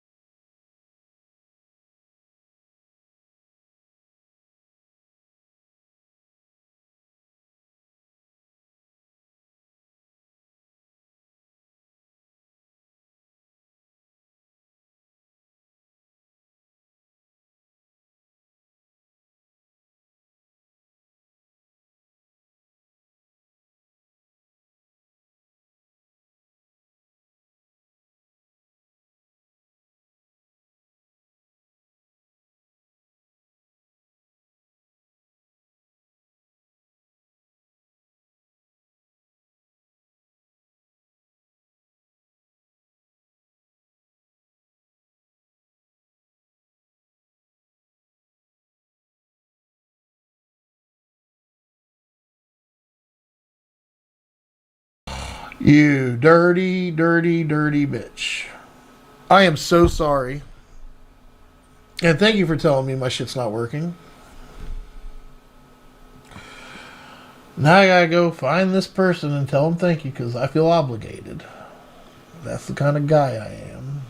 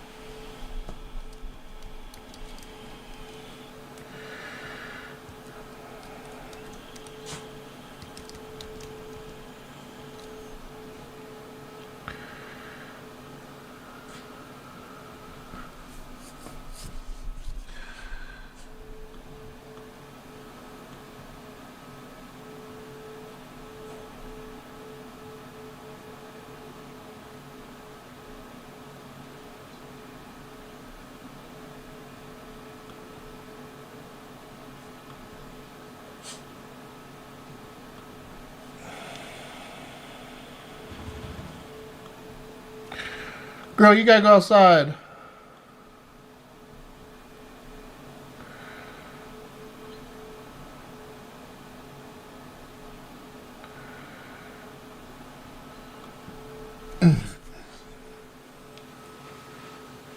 What? You gotta go potty? You wanna go potty?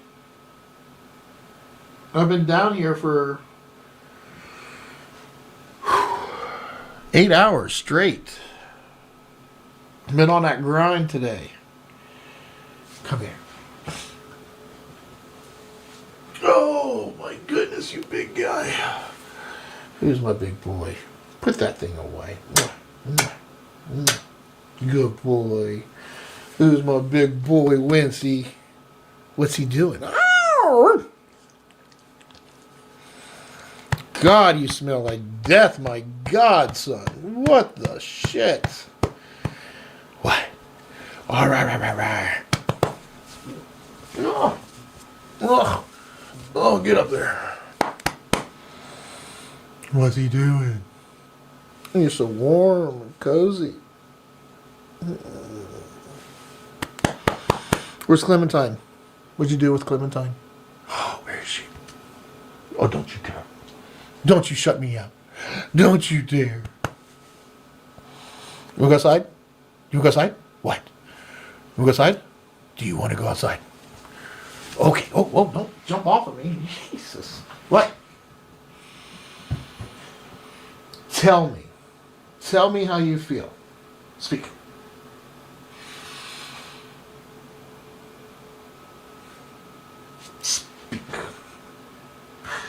Speak. What? You want to go outside? Speak. What? What?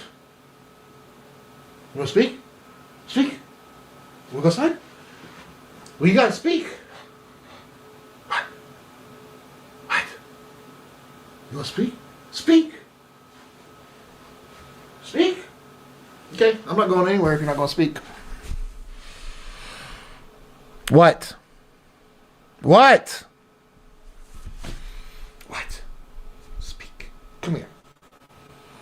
Speak. Roll over. Roll over. Speak. Oh, it's about time. Let's go outside. Come on. Grab my phone. Calm down. Let's go. Come on. Go. Let's go. Woo, woo, woo.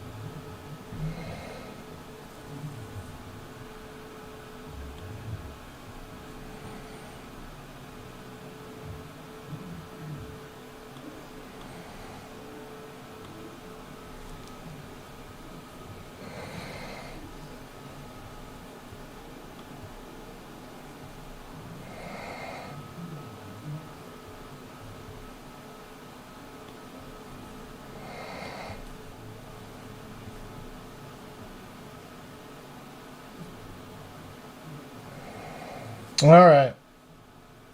I'm getting off this stream for the day. I'm tired. Been on here for fucking... Well, I was on here for 8 hours. The last hour, I've been upstairs cleaning the dining room. Looks really nice. Probably going to stream from there and work from there eventually. But, yeah, I am tired. I have a lot of catching up to do today. And it's not easy doing what I'm doing. But it's doable. Remember that. It's not easy. But it's doable. I hope you guys understand that.